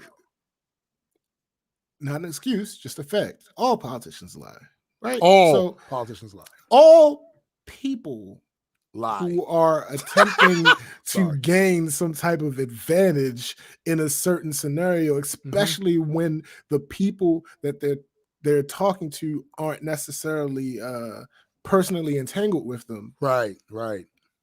There's going to be some untruths, some exaggerations, some stretchings. It's Some just hyperbole. that's just how that goes. So, all right, we're gonna slide that to the side. He lies more so. He lies more than any politician that I've seen proven. Yeah. It's one thing to say that these motherfuckers lying to us and just have the thought because you're paranoid or because something happened that has nothing to do with this person, but you got trauma from it. Sure, that's real shit. Again, that's a fact. We're gonna slide that to the side. He gets caught in lie after lie and then decides to deny.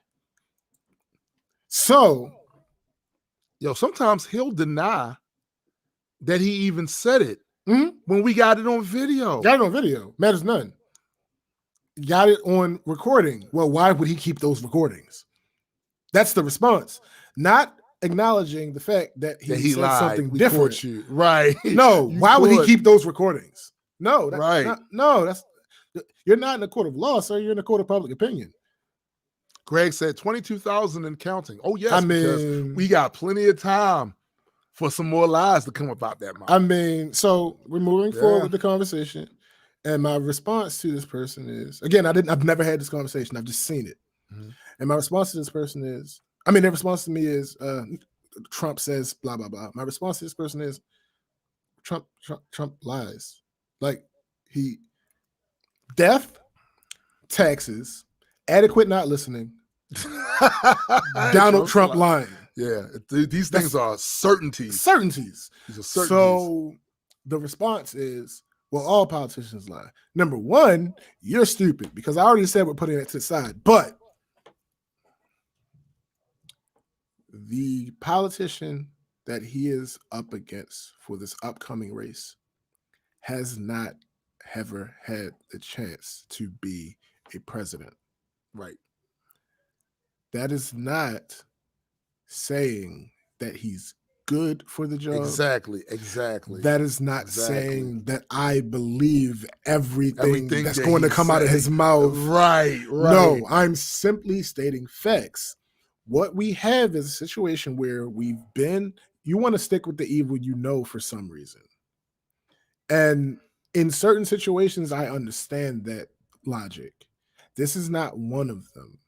No, especially since one of Trump's main arguments is that Biden has been in political life for 47 years. If you don't know Biden now, that's not because he wasn't out there to be known. That's because you were ignorant like your boy Ice Cube, and you checked out of the process and didn't do the research you were supposed to do, which would explain why you're easily swayed. Explain why you're easily swayed. Yeah. Absolutely. So that's another thing, sis. They both have track records. You can easily compare them. 47 years? Yeah. And you sitting there telling me I'd rather have the devil I know than the devil I don't? Well, you should kind of. Why don't you know Biden? Like, you could have. I'm talking to black people.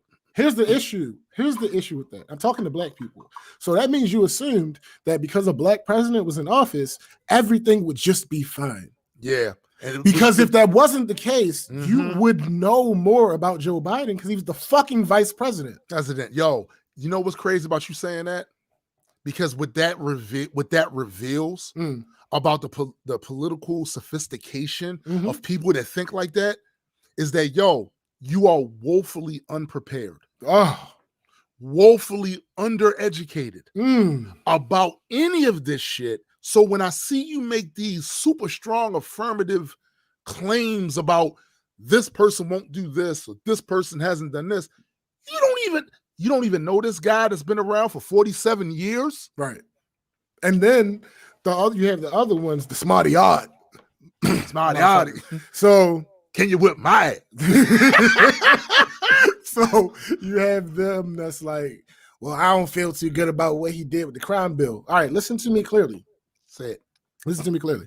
Say it. We can talk about it if you'd like. We can talk about it if you liked. Sure. But let's talk about that in a separate conversation. That has nothing to do with what we're talking about right now. Exactly. Number one, again, I hate this conversation because I hate having to defend any of these fuckers. Right. Any of these motherfuckers. Right. But are we saying that people cannot possibly change? Are we saying that people cannot possibly make mistakes?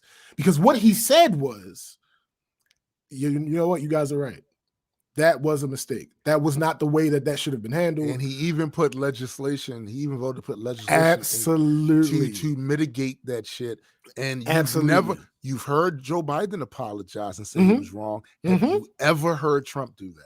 But that goes back to, you just assume that because a black president was in office, everything would be fine. Because again, that means you didn't do your research on the vice president during that time. You voted or did not. Let's not pretend like if you didn't vote then, let's not pretend that I'm to assume that because you're on this, that you voted then. The facts. Let's not pretend that. Facts. So if you didn't vote then, you wouldn't admit it because that would hurt your argument. Yeah. But if you did, that means you still chose to vote for this man. And even with that though, the other part of that argument is a lot of them didn't vote before then. Right. They only voted because Barack Obama was on exactly. And your argument would be you voted for him, but that means that you voted a heart attack away from putting this man at the presidency. Facts. So what has happened now? So what has he done from then? From 2008 Tell the truth. To now. Tell the truth. To put him in a position where you're like, no, I don't want him anywhere near the seat. Where in 2008 you put him in the seat right next to him. Facts. How does that make sense? But I continue. So the conversation now becomes, well, you can't trust even one of these motherfuckers. Okay, sure. I'll grant you that. Mm-hmm. However, that's not. This is where the lesser of two evils things come in. Oh, why we gotta do lesser of two evils? But because what? What's the reason? You do that with literally everything in your life, unless you're a sheep. Do you expect? I hate when I hear motherfuckers talk down on that because they sound like to me that they're their type of adults that when they were kids thought that when they became adults, they could eat ice cream for dinner every night. Yo, literally, there is no person on the face of this earth that you agree with every single thing. No. Yeah, come on, man. So that's what you do in every other situation of your life, of your entire life. Your relationships with family, your relationship with significant others, your job applications, your homeboys, your music that you listen to. Yeah. Tory Fire. Oh, R. Kelly will win a versus against everybody.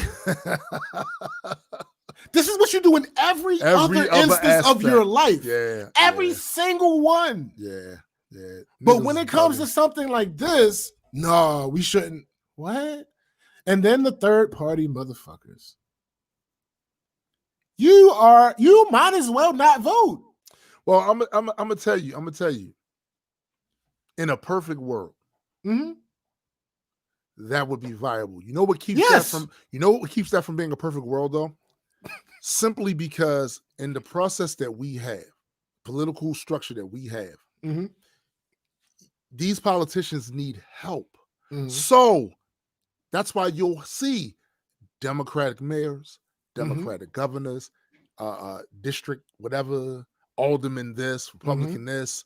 There's another Republican congressman, Democratic congressman, Republican senators, Democratic senators, all the way up to the presidency. Right. So if I'm looking at the third party you're suggesting to me, right, and I can't find any of this party's people in any other political roles throughout the country, there's maybe a couple senators, maybe a couple congressmen, maybe. Yeah, maybe. But I'm talking. It depends on the party too, right? I ain't talking about independence. Independence is different. You'll find independent mayors, independent. But strictly speaking, I mean, some of these specific third parties, I see nobody that's in your party in any of these other roles, and they only hear from you every 4 years. Yep. I don't see you in the hood. Yeah. Say what you will. Yeah. About either one of these pieces of shit major parties we have here. There are people that are representative of those parties that do some grassroots shit that will at least come down and speak to different groups, take phone calls from different groups discussing their concerns. Facts. You want these third parties to be viable, we giving you the real shit. Yeah. This is what you do. You got to do from the ground up. From the ground up. And then by the time the 4-year shit period comes, where it's time to elect somebody, we got a track record of what y'all stand for. Yeah. And can make a decisions. And also, you have help. Facts. Here's the thing. I can't believe that you're not a Republican because you're trying to do trickle-down shit. Yeah. Yeah. If you are ignoring every single seat of office in the country except for the presidency, you're trying to do trickle-down shit, and I can't believe you're not a Republican. Yeah. Because that's what that sounds like. That sounds like Republican shit to me. Look, Marissa says 2020 is a perfect example of why the local elections matter. And now we're at the portion of this where I talk about when you check out of the political process in your city, you basically open the doors to corruption because the people that will run know that nobody's watching them. So when they know that nobody's watching them, they're going to take advantage of that shit. And they're going to fill their pockets with the tax money that you're going to pay whether you vote or not. You're going to pay that shit whether you vote or not. Local elections matter probably more to you than any of these national ones because your day-to-day quality of life, what's up, Sam? Your day-to-day quality of life depends on the local politicians in your area. Is the sidewalks fucked up? Yeah. Are they responsive to complaints about police abuse? The trash pickup, businesses zonings, and all of the shit. The issue with those things, is it's kind of like they're hiding in plain sight. The things that you see every day, you don't really think about. Right. But going back to what Marissa said, 2020. What's the biggest story of 2020? The pandemic. Yeah. Literally, nothing eclipses that. Federal branch of our government left that shit up to the local government. Yeah, they sure did. Completely. What did he say? What did Trump say? I do not accept responsibility. This is on the governors. 1,000%. That's local. That's local. That for anything. That's why I cannot agree more with her statement. 2020 is a perfect example of why local elections matter because anything. If you're one of these people, I'm gonna speak to both sides on this one. Just to be fair, if you're one of those people that feels like, oh, there's so much fear going on with this coronavirus, this bullshit, and blah blah blah blah, that means you need to pay attention to your governors because your governors are the reason why it's like it is. If you're one of those people that's like, oh man, they're not taking this shit seriously enough, blah blah blah blah. Again, that's your governor. That's your governor. Your mayors. That's all that. Also, just because say you're on the other side of that argument and you feel like it's being overblown and all of this, definitely complain if you want to complain about it. Don't try to kidnap the governor. Yeah. Don't do that. I wasn't going. Okay. Don't do that. I wasn't going to go there, but I got you. Don't do that. That's sedition. Yeah. That's sedition. Don't do that. That's an act of local terrorism. And honestly, you can miss me. If you're plotting some shit like that, you can miss me with all your claims about being a patriot. No, I don't want to hear that shit. You know the funny thing I about don't hear that shit. Is that a different jurisdiction? Because I'm assuming the FBI took care of that. Yeah, the FBI had, they're the big cops. Yeah. So yeah, they took care of that. Okay. Yeah. They investigated that. They took care of that. I'm fairly certain we'll never hear from those people my again. issue. Well, we'll see. But my main issue with all of that is the narrative after this happened. That should have put. And I can't trust these motherfuckers anymore. That should have put every law enforcement agency across this country on point as to who the problem is. You sit here and you run your fucking mouth about BLM and the protesters and the agitators that go in there and create riots and all this other shit like that. You run your fucking mouth about comply. Why don't you comply? You got killed because you didn't comply. His knee was on his neck because he didn't comply. And I see these motherfuckers not complying and going the further distance of talking about actually kidnapping and executing a duly elected government official. And I don't see the same level of outrage what would have happened had that group that talked about doing that to her been an Islamic group. If an Islamic God. Can you they'd have found out what country them people are from. Absolutely. and would have declared war. I'm about to say they would have killed people in their homeland. Man. Without question. Man. Without question. Man. It would have been absolutely it would have been another war. We would have been at war again. Yeah. Yeah. So it's phony, and it goes to the other point too. And this is why I say y'all gotta keep the same energy, because you'll tell people like us who have these criticisms about the direction this country is going and saying that we're not patriots, we're not this. I'm not. But that's the point. Yeah. You're saying a lot of that shit to us, right? About that. But the odds are I'll be killed by a cop or a fellow American citizen before I'm killed by some fucking terrorist from another country. That's just facts. Yeah. And then you want us to feel like this is one big American family. How can I do that? Yeah. When part of the family, a huge portion of the family, is suffering right now, and the so-called heads of the family, they left the house and didn't leave no food. Right. Literally. You ain't no stimulus. Fuck y'all. And then when they gave you the stimulus they gave you, it was crumbs, and it's your money, and it's your money, your money. Facts. FBI. Greg says FBI has been reporting since the end of the Obama administration. This administration told them to quiet shit down. He's right. Yeah. He's right. They've been reporting on the white supremacist militias. They've been saying that they are the number one threat.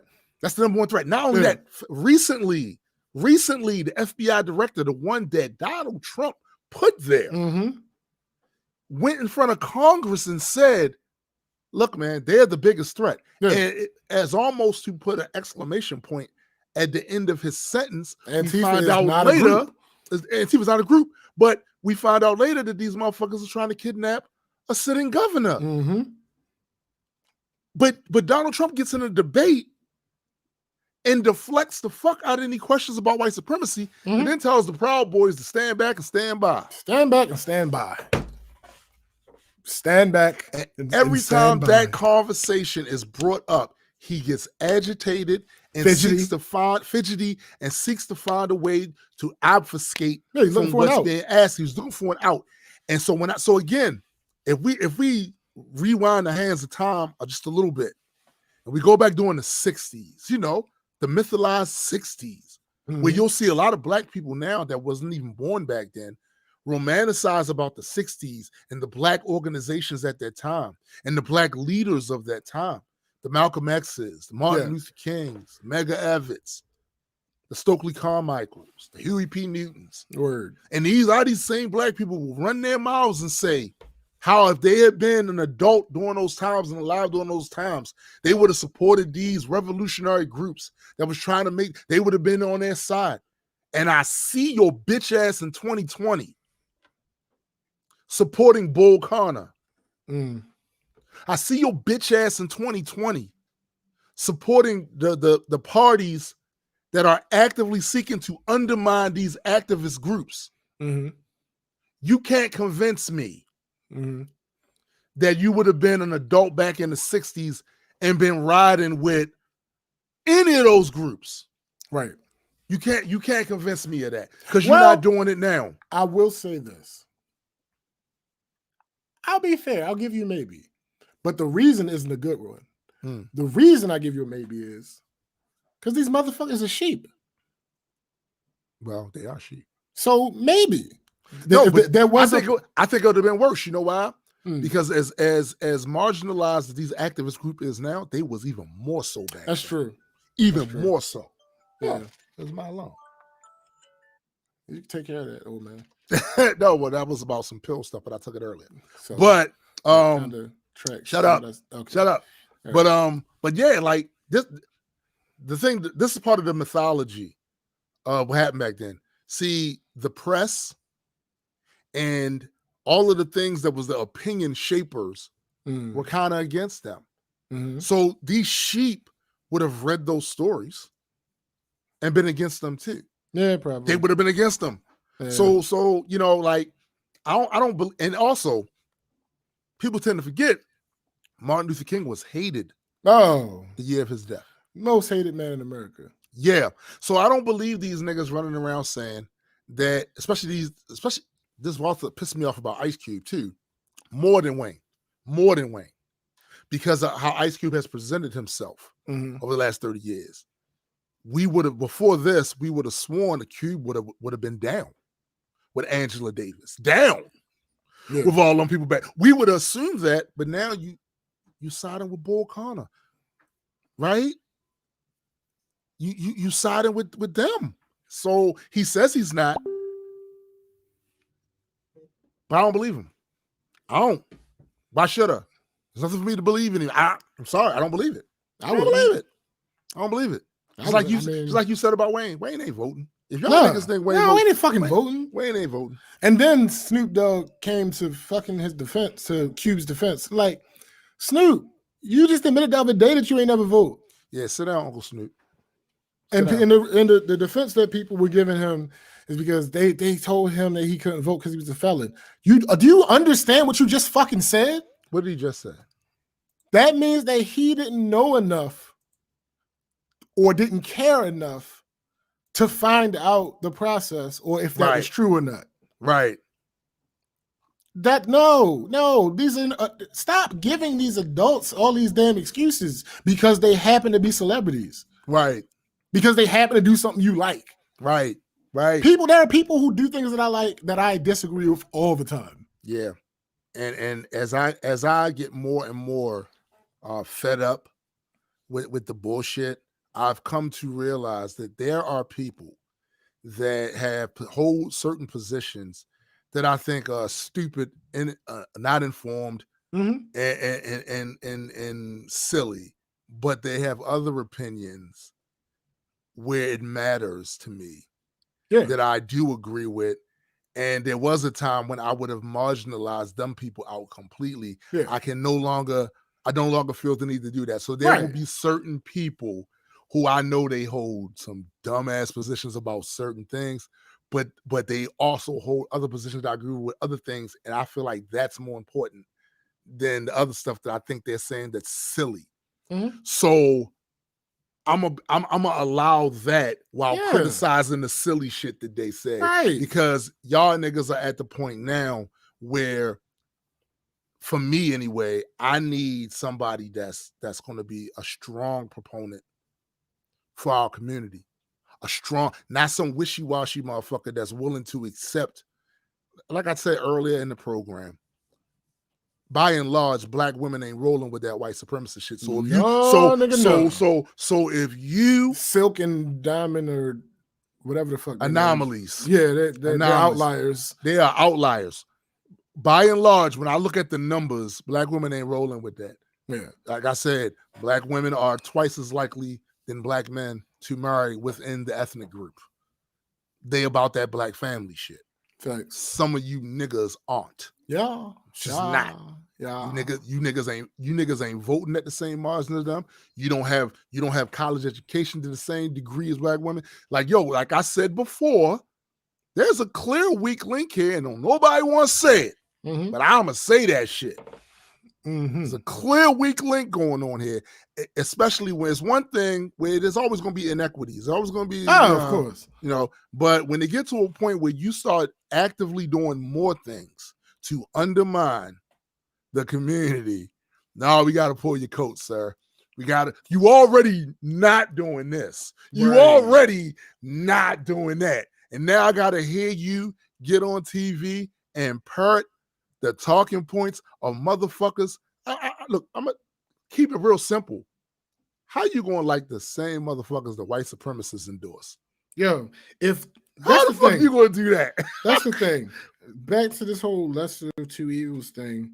Motherfucker. Hold that thought, because Marissa has an addendum to that Silk and Diamond facts. Shit. This is a fact. I saw that article and laughed my ass off. Until it happened to them, though, coal and polyester cried all kinds of things. That is facts. Facts. Now continue. That is fact. Back to this lesser of two evil things. Mm-hmm. When one party historically is trying to extinguish us, and the other one historically is trying to use us to get into power, those aren't even. Those are not even. Those aren't even. Those aren't even. Not to say that either of them is right. But no, exactly what you're saying. Like, we talked about this earlier, about the pandering shit. Yeah. I see you motherfuckers claim you don't want to be pandered to, but yet this motherfucker is grabbing every rapper he can to take a picture with, and y'all buying it. And y'all buying this shit. Hook, line, and sinker. Like, let me get y'all one of these rappers up here. Okay, got a big one. I got me an Ice Cube. Got me an Ice Cube. Right.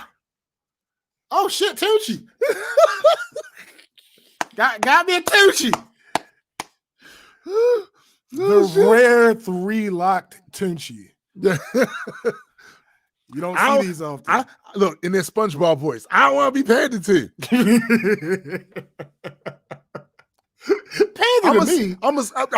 Pander to me. Yeah. As long as you pander to me out of fear. Facts. Of what I will do to you if you don't do what I said. Here's the thing, because you're fucking off the fucking rails with that. I'll accept you pandering to me because you love me. I'll accept it. I don't even believe it though. See, no. See, I didn't say it's realistic. Oh, okay. Right. But I'll accept that. I don't care why you pander to me as long as there's a net benefit. I'd rather have you fear.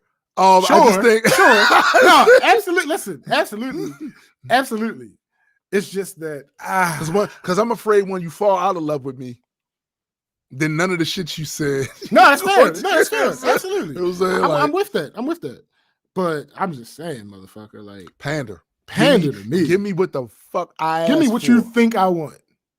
And then let me tell you what I want. And that's what I'm about to say. You should have that thought because you're listening. Right. Because you should be thinking, God damn it, they not going to support me. God damn it, they going to actively fight against me and cost me money. What do they want? Yes. Okay. I tell you what, it's more important for me to keep my money, to keep my shit the way I have it. To keep I like this life. I like this life. I've become accustomed. I don't care if they had that. Y'all can have that. They ain't even what I'm mad at. Y'all want a measly $500 million? Okay. Okay. Sure. We can do Fine. that. As long as I get to keep doing. I get to stay in this office. But this important thing is you have to be in a position to use leverage. And I'm going to say this one time again. Republicans been winning without your black ass. Yep. And now they're getting more. What leverage did you have? Right. They've been winning without you. Absolutely. Now, the Democrats are full of shit on so many levels. Oh, Yeah. Part of the reason they've been allowed to be full of shit, though, is because, unfortunately, our demographic has not utilized our leverage the way we were supposed to. Yeah. So when it comes to that, a part of the sentiment that some of these motherfuckers saying absolutely correct. Like, yo, it's time to hold these motherfuckers accountable for what they said they were going to do. But you're not going to sit here and tell me you got leverage with a party that was winning without you. Yeah. You don't. Nah. They literally put the worst person for the job in office. They put the most unelectable person in the history. That shit should have gone the way it went. Right. Come on.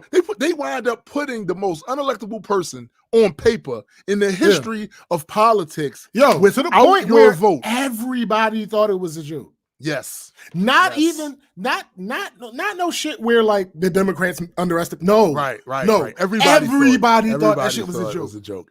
Everybody just knew it was a foregone conclusion that Hillary was going to win. Right. He even thought that. Right. He even thought that shit. He didn't know he was going to win. Come on, yo. He started making excuses before it was over. Yes. Rigged and rigged. Like, come on. That's why, and that's one of the reasons that at the beginning of his fucking run started so badly, because he was like, it's rigged. And then he wins.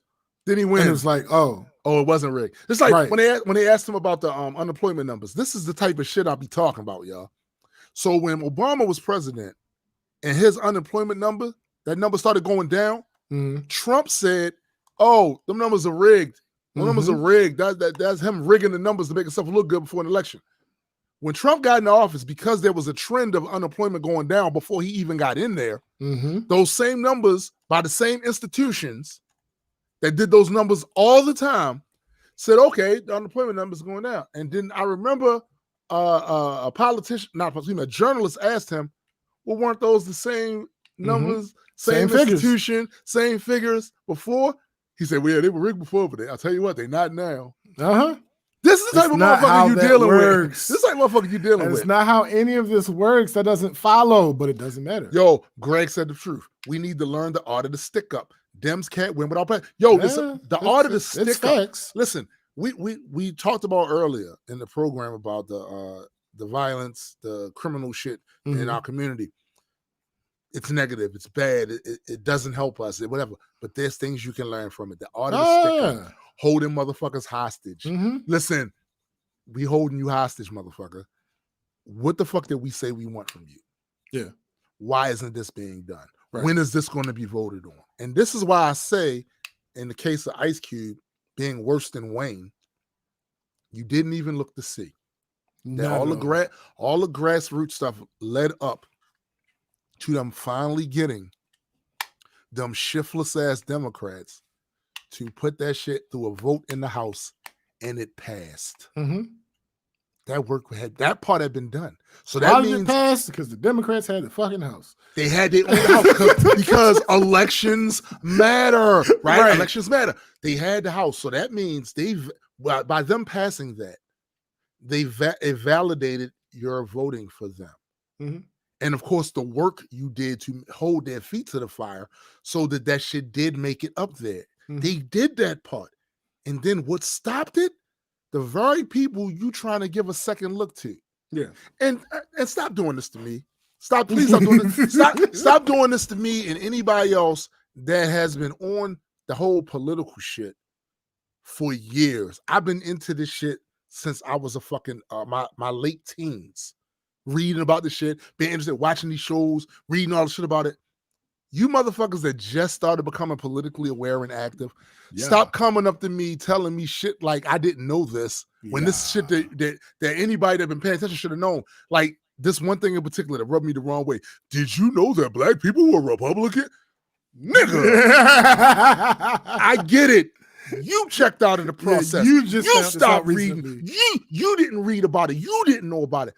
Get the fuck out of my face coming at me with this shit like this is some great grand revelation. This is not a great grand revelation, motherfucker. That's funny. Also, here's the thing. When anybody asks me that, I ask them, do you know how the switch happened? Right.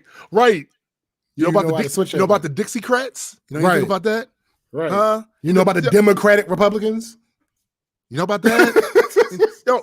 what I always, what pisses me off more than anything is that they ran away from the process, and I'm pretty sure during the time when they were running away, they ridiculed people that were engaged with it. Mhm. Oh, you going to do that, huh? Man, that shit don't mean nothing. That shit don't mean. And now the same people that were saying this shit don't mean anything are the same people now trying to tell you that, see, that's the problem with black people. They only deal with one party and not both. The Democrats ain't doing nothing. Nigga, black people were Republicans, so you can't say that black people didn't give them a try. But I'm gonna ask you this: it's the ideology. You're running around this motherfucker talking about this is the oversimplification that I've heard from them use. Democrats started slavery, and Democrats was this, that, and the third, and they did this.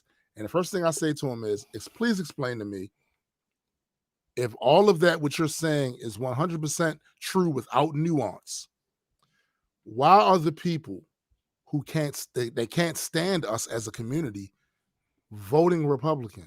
And why are they, like, if all those statues of those Confederate dudes that all these black people wanted them to take down and stop venerating, if all those people were Dems, then why is it the Republicans defending those statues? Because they don't understand nuance. They don't understand how things change. The words and the ideologies aren't married. Exactly. The ideologies switched. Democratic, Republican together, that name was one of the parties. Not anymore. So technically, the Democrats started slavery, but the Republicans did too, because it was the Democratic Republic. Also, I would argue that all of that's a lie, because 1619. Mm-hmm. I'm about to do a quick Google because these numbers is hard to keep in my head. All right, so Democratic Party started Democratic Party started in 1828. Slavery had already been going on for centuries before. Yeah. And if you want to talk about back to this third party shit, the only independent president of the United States is the first one. What up, Paul? What's up, Paul? The only independent president elected to the seat of president is the first one. Why? Because there was only one party really at the time. And he didn't necessarily subscribe to all of the. So can we now, right? And I'm gonna say this. Did anybody even run against him? I don't even the first time. That's a good question. I don't know. I don't know. And was it? I don't know. But let's say this once again. The Democratic Party started January 8th, 1828. They brought your black ass over here on them ships around 1619. Mm-hmm. Yeah. Cut and out that was, the bullshit. Like I said, that was before, cut out the bullshit. Before that, it was Democratic Republicans. They weren't. When that separated, that it's like when the separation happened, the ideologies switched around. So it's like, I understand where the confusion comes in. I get it, but it just means that you didn't do enough research. Yeah, it means you're not really as equipped as you think you ought to have to be making these conversations. Like, because the first two party systems was the Federalist and and Democratic Republican Party, right. You know what I'm saying, or the anti-administration party. That's what they call it, the anti-federalists, right? But they don't know anything about this, but they're running around here going with this narrative. You see it all on Twitter. You see because they listening to Candace Owens. They listen to all these. You see it all on there where they talking about the Dems started slavery. The Democrats wasn't even. Yeah, the Democratic Party as a party was not in existence at that point in time. But this is the thing, because we have it's a compound problem. Because we have a propensity to take words and phrases and shorten them is a part of that issue. That's true. Because when you say Democratic Republicans, you shorten that to Democrats. That's right. And that's not the same party. No, it's not. Also, we didn't really have a powerful central government. Right. The Constitution established that took effect in like 1789. Yeah, something like that. Again, centuries after they Yeah. bought the first. See, that's what I'm saying. Like, yo, I need y'all to stop running with this shit because it's obvious who they were targeting. Yeah. It's obvious Absolutely. at this point. Y'all not revealing no hidden truths. Stop acting like you are. Yeah. You're not politically sophisticated. Stop acting like you are. Because here's the thing. It's okay to not be. It's not.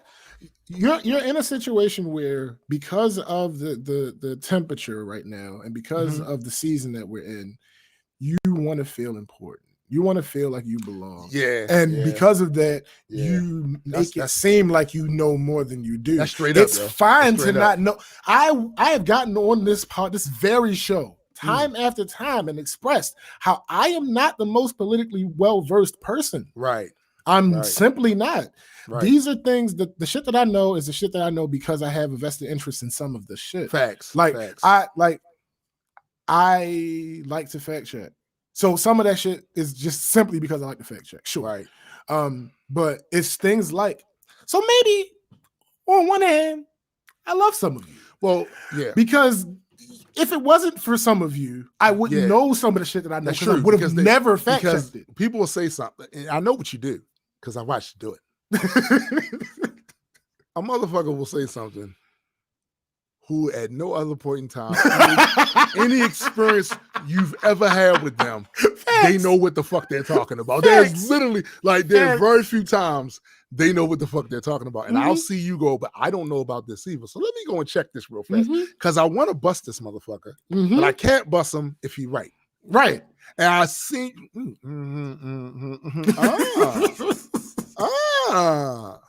you don't say. Right.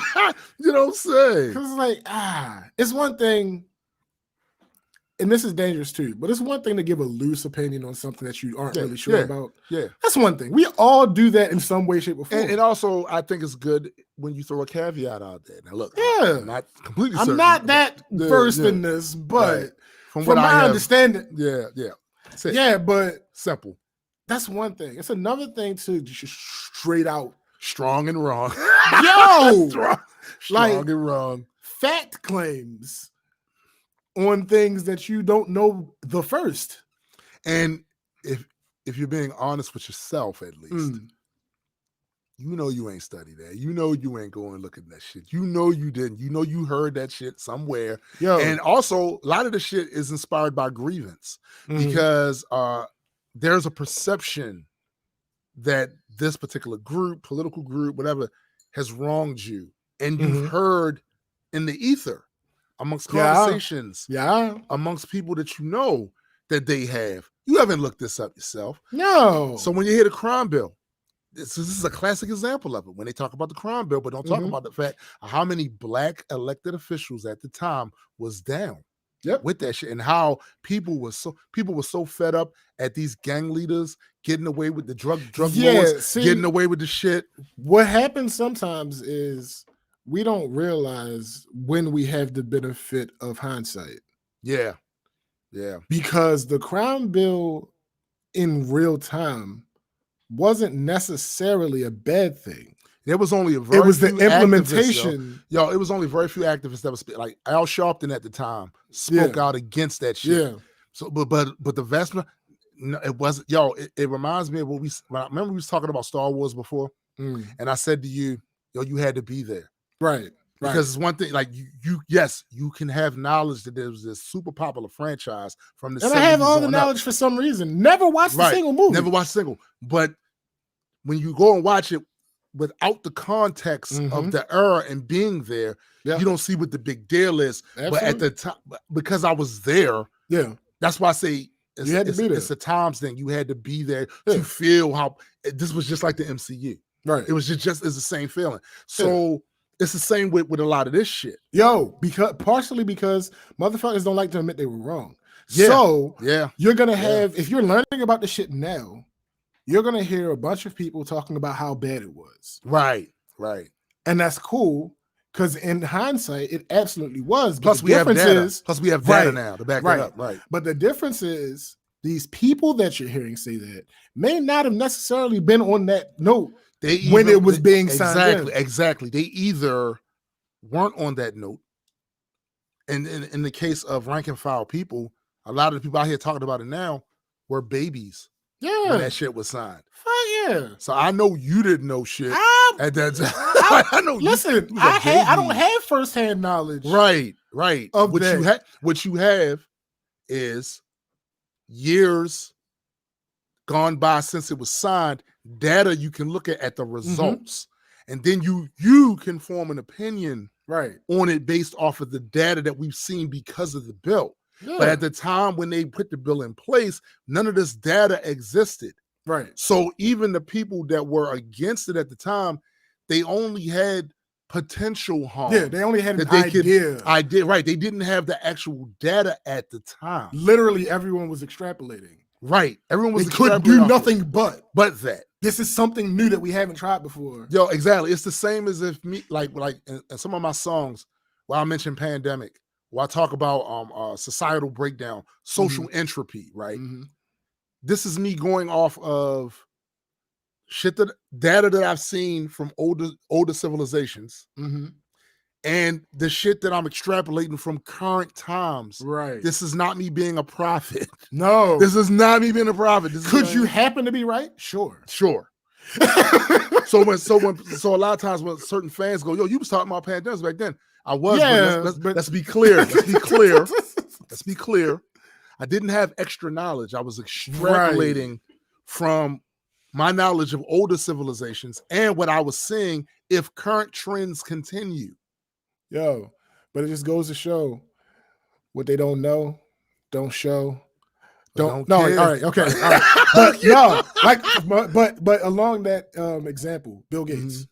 Yeah. Bill Gates has basically been saying for years, there's going to be a time when a pandemic comes around and we are not going to be. That's so funny. Napalm is the dumbest nigga alive. Funny. Timstradamus. But he was like, there's going to be a time, I don't know when, there's going to be a time where a pandemic is going to come around and we're not going to be prepared for it. Yeah. It is going to do ABC, and now it's doing ABC. It's not that he could tell. There are two ways a dumb, uncritically thinking person can take that, and I've seen both done. Yeah, that one, the conspiracy that he created, that he caused all this, and reading that says that this is him saying it, or two, that he is somehow super knowledgeable about. No. Excuse me. For those of you that don't know, and this might come as a shock, Bill Gates is smart. Pandemics aren't new. Not at all. You live on a planet that has bacteria, viri, and it has heat, water, and funky ass niggas. They had to tell you motherfuckers this year to wash your hands. I'm gonna hold up, man. Listen, I understand. I get it. I've said it numerous times. Why are we back here? I said it. Because I'm gonna tell you why we back here. We back here because the same people they had to tell to wash their hands are the same people telling me that black people were Republicans once. Well, I'm not. These are the same people. That's funny. These are the same people. That's absolutely hilarious. We are back there. That is absolutely hilarious. That is absolutely hilarious. I'm just saying, yo. I'm just saying. Here's the thing, though. Pandemics aren't new, so they're not a new thing. He could extrapolate. He can obviously say at some point this is going to happen again, right? Right. That's the part that motherfuckers like skipped apparently. Like again, no, not like this is something that's never happened before, and I expect that this is going to happen at some point. No, this is something that's happened several times, and it's likely to happen again. And me, we have no reason to believe. And me looking at the infrastructure that's in place. There is not an infrastructure. It's like the same as me saying, "Yo, we live on a coastal city." Right. And storms come on coastal cities. At some point, I'm looking at the way flood. Right. I'm looking at the way y'all built the beach line up. When town will be destroyed. That town will be destroyed. And then it happens, you're a prophet. Or no, it was a conspiracy. You set up everybody. No, it's just common. No, I was don't do it. It's not common sense. Clearly, it's not common. Don't do that. But it is looking at the data available And and looking at a likely outcome, a likely progression. You see, SPJ, I am a futurist. clearly.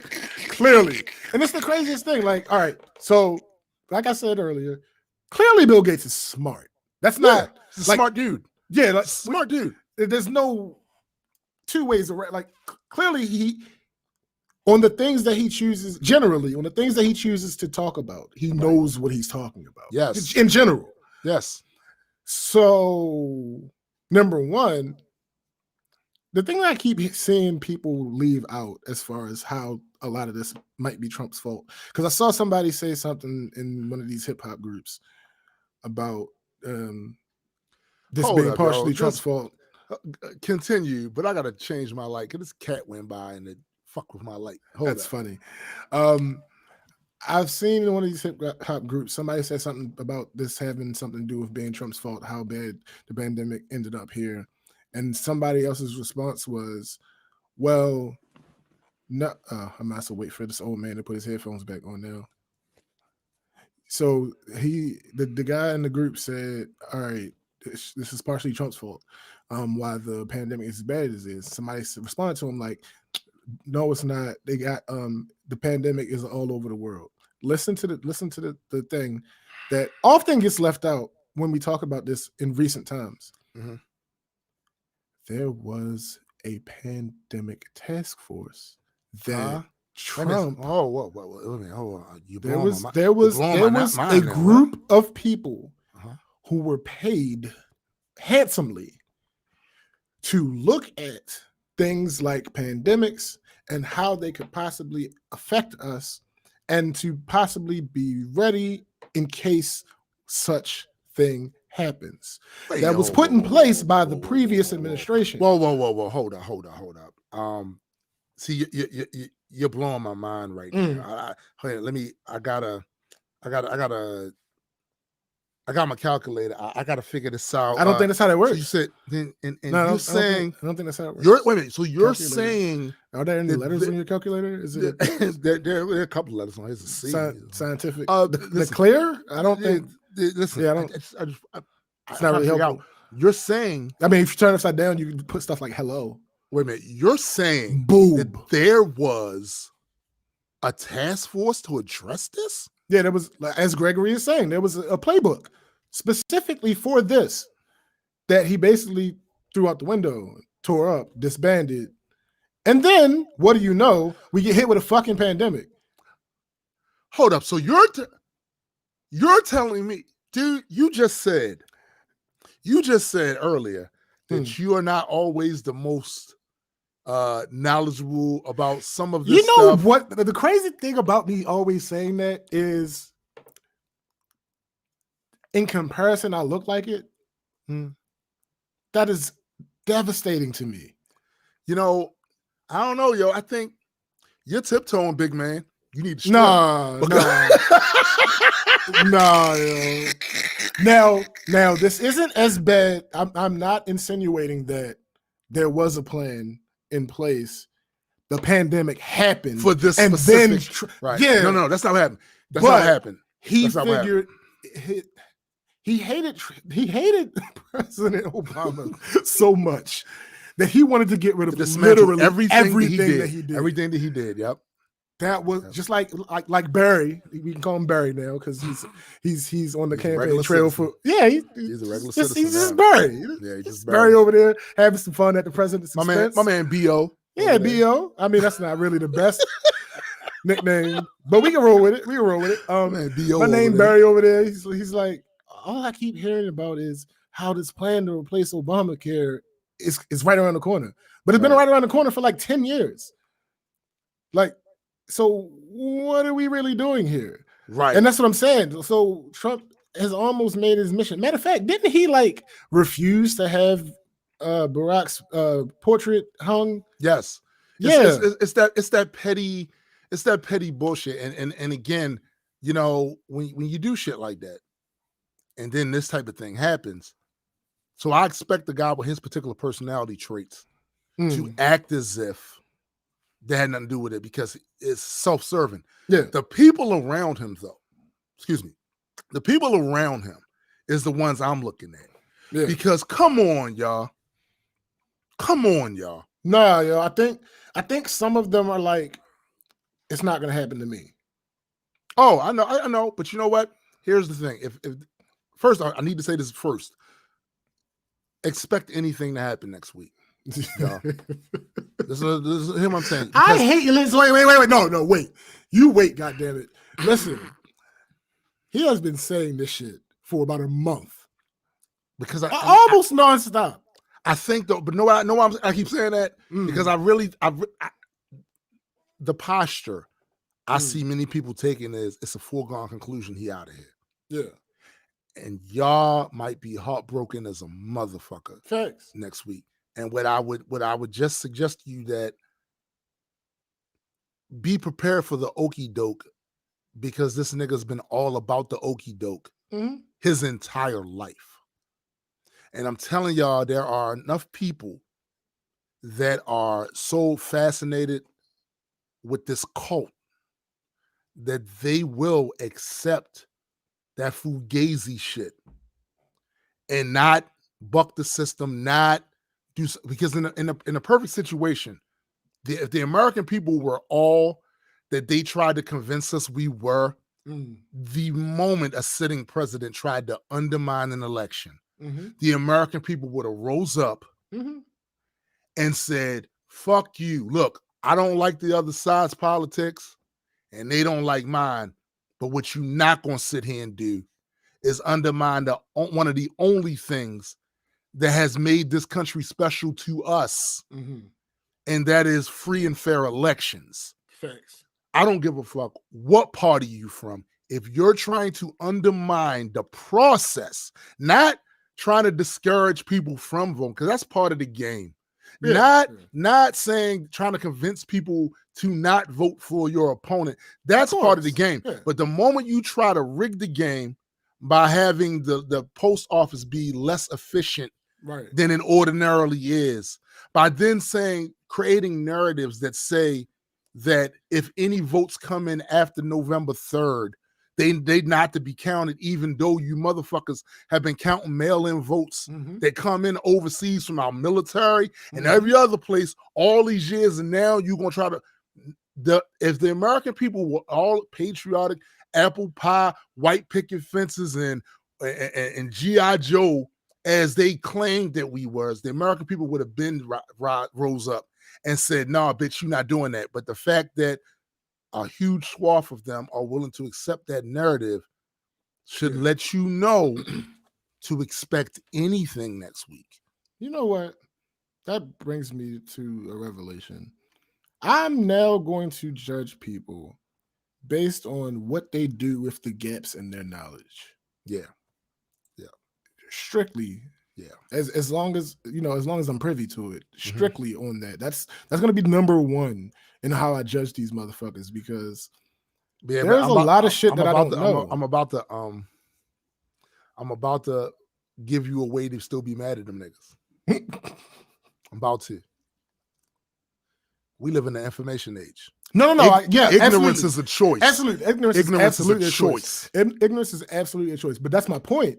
That's what I'm saying. That is one of the ways that you can deal with the gaps in your knowledge. So whatever it is that you do to deal with the gaps in your knowledge is how I judge you from this point forward. Facts. That's just what it is.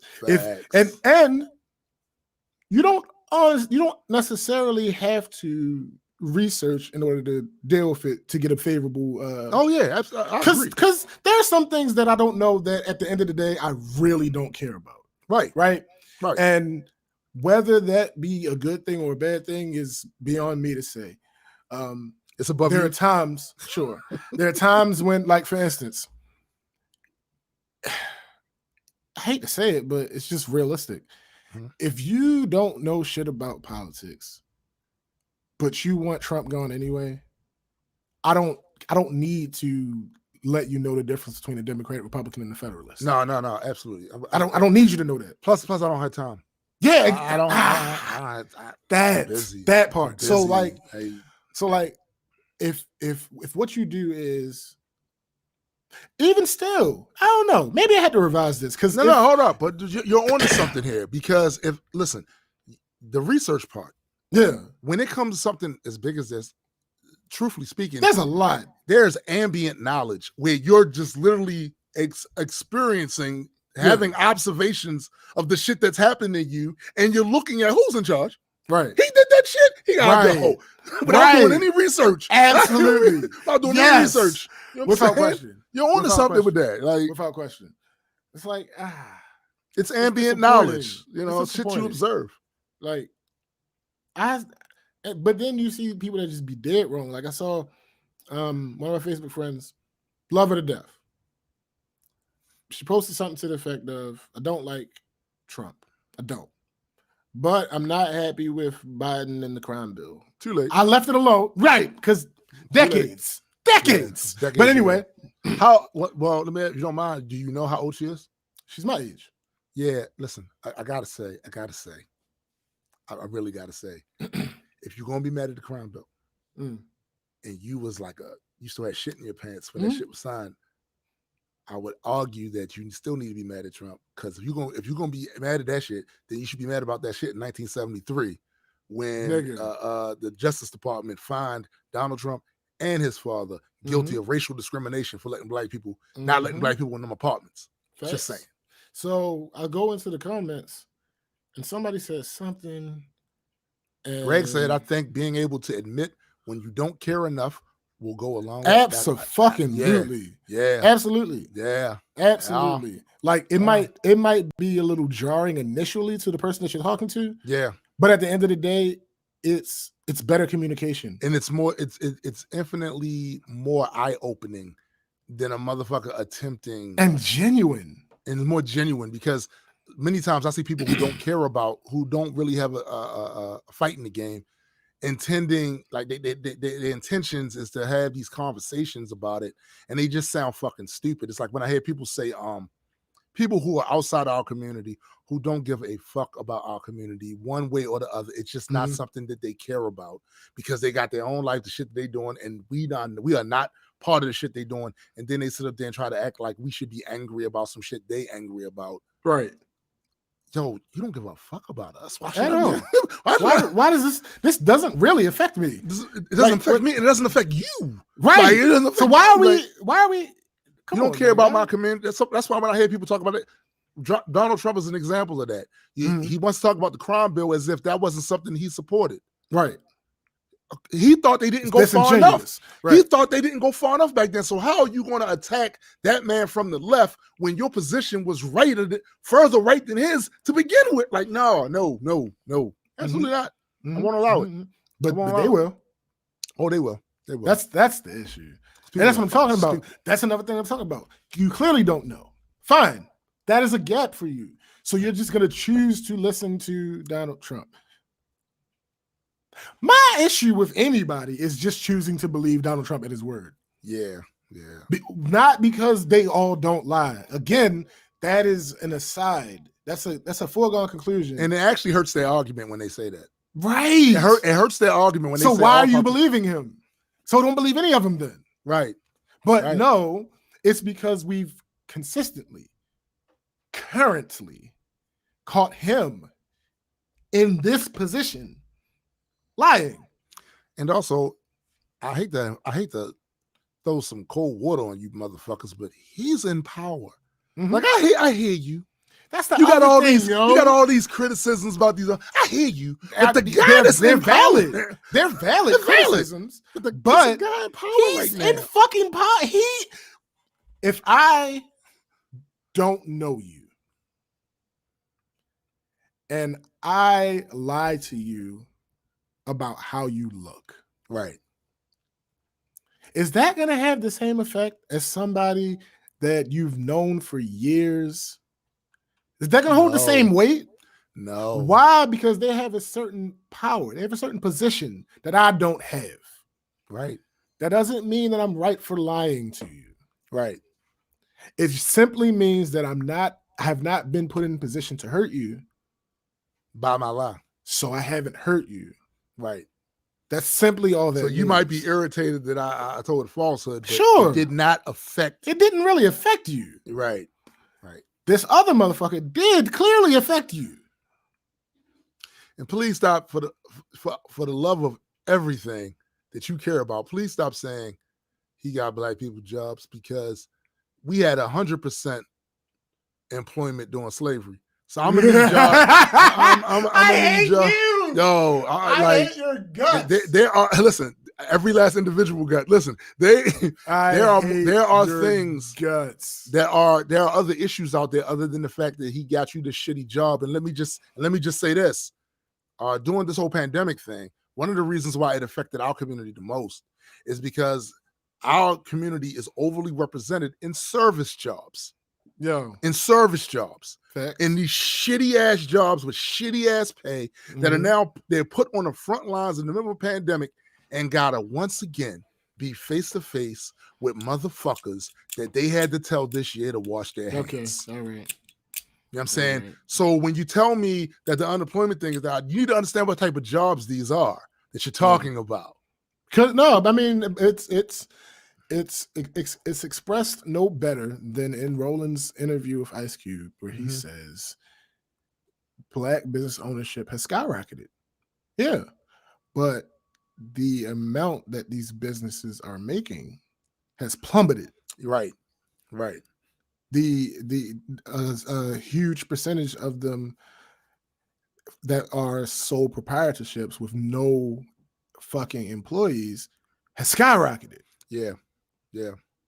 This just means that we're more aware of ways to start businesses. This doesn't mean that we're more successful at it. Exactly, because also most small businesses fail within 12 months. So when he says that black businesses skyrocketed, you need to understand what that means. Like in this house alone, there are 3 businesses. There's like 18 businesses. Shut up. In this house alone, yeah, it's like 3 businesses. Yeah. So maybe fall back a little bit. Right. From like business is a little different now. Yes. You know a lot different now. Yeah, like not what you think. I know when y'all think, especially with the advent of the internet and tell the truth. Most people think when they think businesses, they think brick and mortar. Storefront. Yeah, brick and mortar. Yo, napalm is the dumbest. Going stink before, during, and after. I mean, sure. Absolutely. People handshakes. Absolutely. Yo, I mean, I'm not going to argue that. They had to tell y'all to wash your hands. Okay, all right. Businesses aren't. Business. This is not saying that there's an uptick in successful multi-million-dollar businesses amongst black people. No, that ain't true. It's not saying true. That literally these people have become more aware of how to start a business. Point, period, blank. That's where it stops. Yeah. Until you go further into that could be anything from a YouTube business, lemonade stand. That could be. Look, Etsy. Somebody they make little homemade stuff and they sell it on Etsy. Amazon affiliates. Right, like facts. Yeah. I mean, it's not. I know what y'all think when y'all think business. A lot of people think industry board is board members. Captains of industry. Yo, slow your roll, Corky. Yeah, that's not what it is. It's not what it seems. It's not at all what it is. Again, right over there, right now, where SPJ lives, there's at least 2 businesses right in his house right now. Absolutely. So I need. It's not. Yeah. Calm down. Calm down. No, it's not that. It ain't that. It's not that. If you want to get technical, it's 1, 2, 3, 4. Oh my! If you want to get technical, yeah, it's facts. Because these things represent music and podcasting. This thing over here to photography, video. I mean, yeah. Everybody relax on that. And I've made money from each of them. Yep. So I mean, nigga, we done made commercials. Yeah. So yeah, again, I wouldn't, in the grand scheme of things, call these majorly successful businesses. Facts. Like Yeah. we made some money from it. Yeah, we made some money from it, but right. Look, not life changing. It didn't make enough for me to get the fuck up out of Yeah, here. I wouldn't still be it. Yeah. Yeah. I mean, to y'all, it would look the same. Yeah. The podcast. Yeah, of course. Because I would still be sitting against the background. Y'all wouldn't. Well, I was about to you say would know. No, it's bullshit. Nigga, you would as know. As much as you talk, no, ain't no way. Ain't no way on the. Y'all anyway, let's get to the other topic. Let's get to the other two. Student goes around testing all his teachers' wedding rings, causing problems in their marriage. I need him to mind his business. I mean, listen, that was my you know what? That was my initial thought, but my second thought was like, I'll allow it. Videos of a student going around testing all his female teachers' wedding rings, causing problems within their marriage. A student posted videos on TikTok of himself using a hardness tester to test his teacher's wedding bands. Each time he tested one of the rings, it caused controversy within the marriage. Every teacher was so shocked that they automatically phoned their husbands and started arguing with them. First of all, I'm going to say this about these silly ass adults. Is that what you did? That's what you're going to do? Here's the thing. Why would you let him? And somebody captioned, diamond tester, $30. AA batteries, $8. Ruining marriages, priceless. Yo, Napalm is dumb. This is a private joke, but Napalm is dumb as fuck right now. Napalm is dumb. That's a private joke. I know what he talking about, but he dumb as shit for that. He's dumb as shit for that. Word. He dumb as shit for that. But so what's wrong with them? Why they couple comments, bro. It all boils down to the fact that these women are materialistic. Maybe, and here's the response, or they don't like being lied to. See, this is the part that bothers me, and it bleeds over to what we were talking about before. Mm-hmm.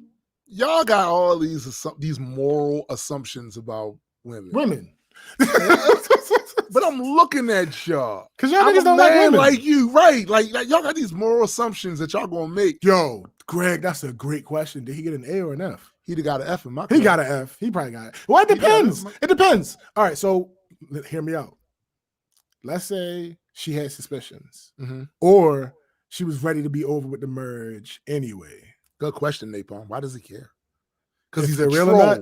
Because he's a kid with a diamond tester. Fucking troll. He's a kid. He probably watches battle rap and saw motherfuckers running around with diamond testers. He's a kid with a diamond tester.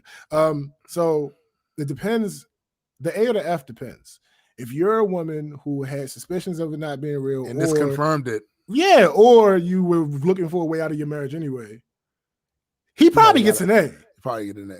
Like, if you're a woman that was happily married, believed everything her husband told her, and found out that you've been lied to for the last 10 years of your life, he might have got an F. And that F might have been a foot in his ass. Listen. Listen. I, in good conscience, cannot spend so much time telling Addie to mind his motherfucking business. And then turn around and not tell his kid to mind his motherfucking business. Mind your business, yo. Seriously. Like, yo, first of all, let me think about this for a second. All right. Because I see you over there all in them people's business. Let's look at them grades. Because of your grades, let's look at your grades and be about that business. And also the condition of your bedroom at home. Because see, I hear a lot of shit. Right? Sure. I hear a lot of shit. I'm not gonna argue with that. I'm not gonna argue with that at all. Here, more comments. The divorce rate is 50%. Women make up like 70% of divorces initiated. I'm not buying real diamonds with those numbers. Rebuttal. Divorces initiated by a woman does not mean it's their fault. At all. If you cheat on me and I decide I don't want to be with you for that reason, it's not my fault the marriage didn't work. Right. That's not how that works. Another comment. He's starting fires and going on about his day. Yeah. I mean, that's factual. That's what he's doing, yo. He doesn't really. He's a firebug. What's this? Oh shit, fire. Yeah, all right. Walks off. He just likes to see the flickering lights. Apparently, he's enamored by them. Palm said I was Rick had too as a kid. 17 stones missing from his chain. Yo, He that did. face off was so that shit was funny. Yo. So last story for a win, because I don't know if you guys remember, there was a long period of time where it was just dark shit after dark shit after dark shit. Yeah, it was. I want to try to end on some positive or funny notes. That could have ended with, that little funny thing, fake rings. All right, cool. Let's get some positivity in here now. South Fulton passes law to allow Black women and men to wear their natural hair at work.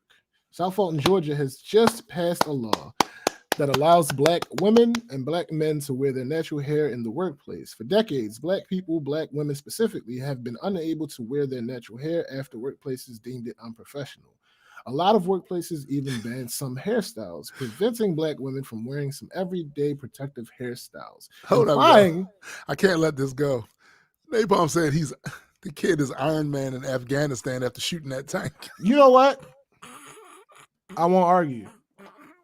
That's another thing. I'm going to allow. A lot of workplaces even ban some hairstyles, preventing Black women from wearing some everyday protective hairstyles, implying that they're unkept. South Fulton, a city in Georgia, voted to change that this week, and I believe this is up on the federal level as well. I don't think it's just finished looking at, but it's up on the federal level.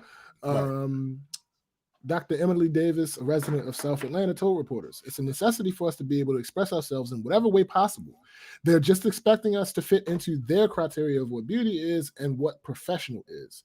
And that's why there shouldn't have been a law against that in the first fucking place. For a lot of Black women, their hair is automatically seen as unprofessional in the workplace if it's not straightened. South Fulton City Council member Mark Baker brought the issue to a council vote with a Crown Act ordinance. The council voted yes during the meeting on Tuesday. The Crown Act was drafted by Black woman State Senator Holly Mitchell. It stands for Create a Respectful and Open World for Natural Hair. The act states that businesses that no longer deem what's professional hair for that businesses can no longer deem what's professional hair for Black men and women. That story is amazingly unnecessary. Should be unnecessary. You would think, but this is you know why I don't fuck with y'all. I don't fuck with y'all because see, the thing about that is they were right now when we had these conversations about systemic racism, there is a fair share of Black people that would argue against that, and a fair share of greater share of white people that would argue against that. And we still striking down laws about hair, Black people wearing the natural hair in 2020. Hair. So I really, this is the type of shit that fucks with me, because when people think of racism, typically they've been trained to think lynchings, church burnings, calling somebody a ethnic slur. Dude, it is so many different microaggressions and microaggressions, yo. You know what I'm saying? That are still canonized in law, that they're still dismantling in 2020. Yeah. You know how many people probably didn't get them jobs because they came in there with their natural hair, like, your shit's not right. Thanks. Or how many people lost the job, lost some gainful employment because of Atlanta? Adjacent to Atlanta, anyway. That's why I don't fuck with y'all, man. Like, it's just. But this reminds me of something else that happened to me, and I think I debated on whether I would share this, but I don't feel like I'm going to get in trouble for this. And if I do, I'll come live with Landon. So I'll just take Eddie's over the bathroom. Yeah, I'll just take Eddie's over him. So. Thinking about this, as I was reading, it reminded me of this scenario. And clearly, anyone who's seen me knows that I have locks. So, I just noticed that. Shut up. So, my thoughts were, I just kind of went like a flash. My life with my company flashed before my eyes, and I've never had these issues. Palm, you stupid. It flashed before my eyes, and I'm like, I've never had issues with anybody saying anything about my hair. Right. And I don't know if some of it has to do with the fact that I'm not a woman. I'm not sure for my particular company because, and the reason I can confidently say that Interesting. is because when I look, and I just thought about this like yesterday or the day before. My company is property management. Right. I'm gonna do this count right now. So let me think. So for the West Side, there's 1, 2, and there's a third person. Okay. On the East Side, East Side dirty. Wow, they can't do anything about that. I'm just saying that's the old East Side versus West Side ball. No, I'm with you.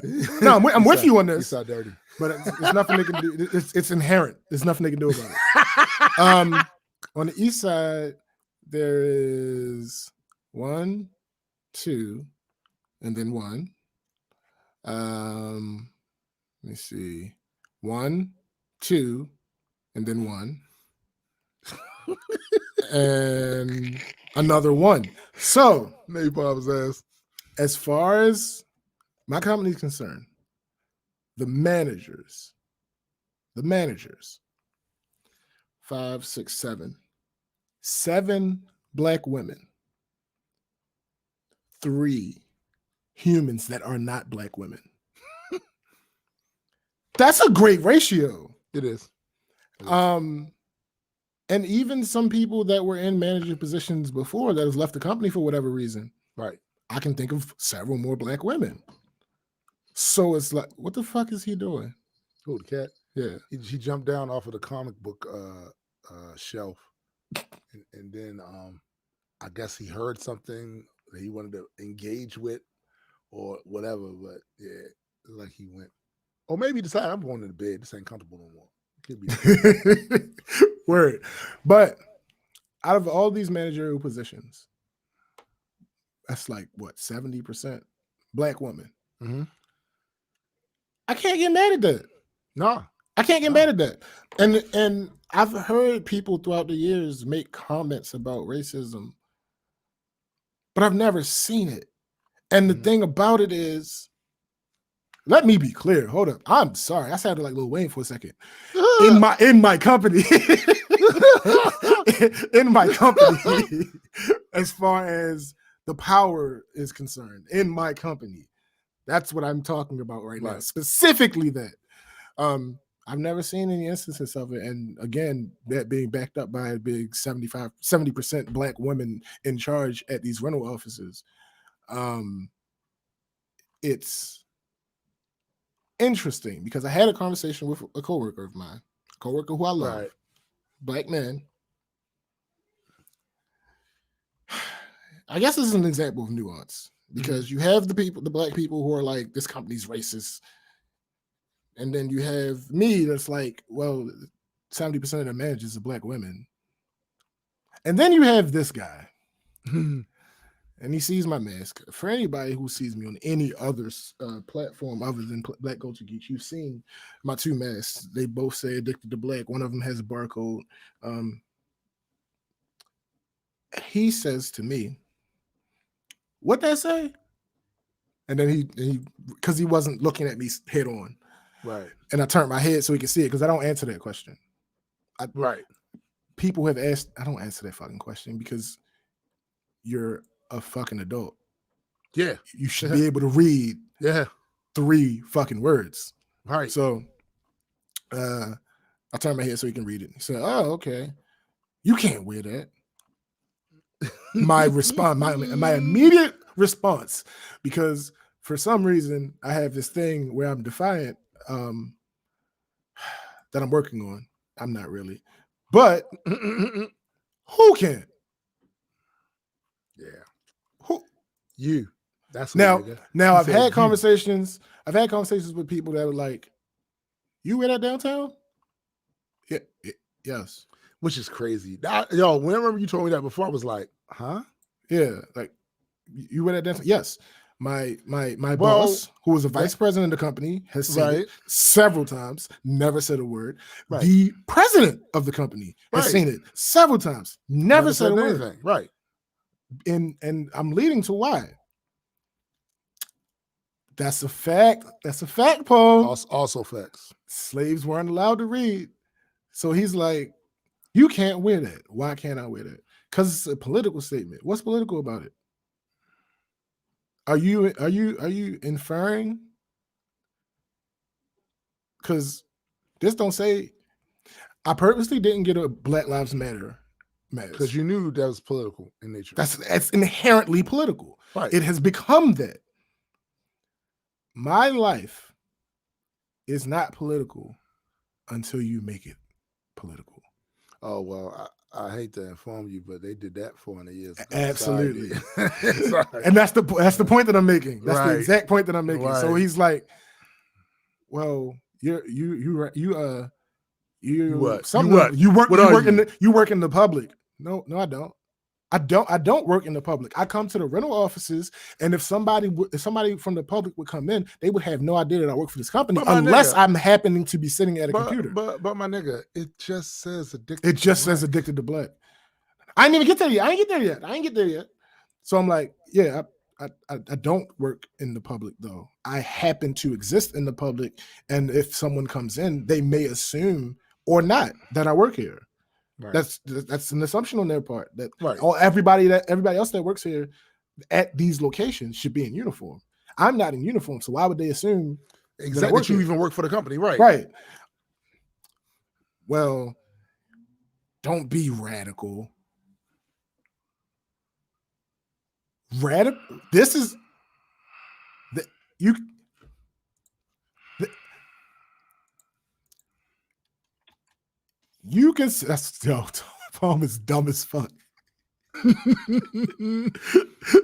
She said it can mean that you're addicted to cheap cigars. That's funny.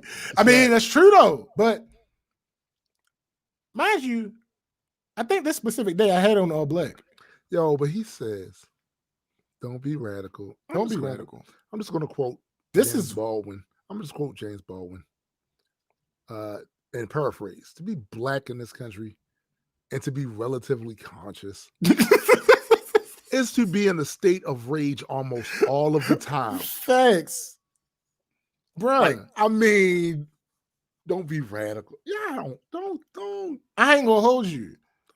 The amount of conversations that I've had with people since I've bought these masks skyrocketed. That's funny. Skyrocketed. Right. Skyrocketed. Not right. just people I know either. Right. Random strangers. I ran into. I was walking by this one group of people that's always outside of my job.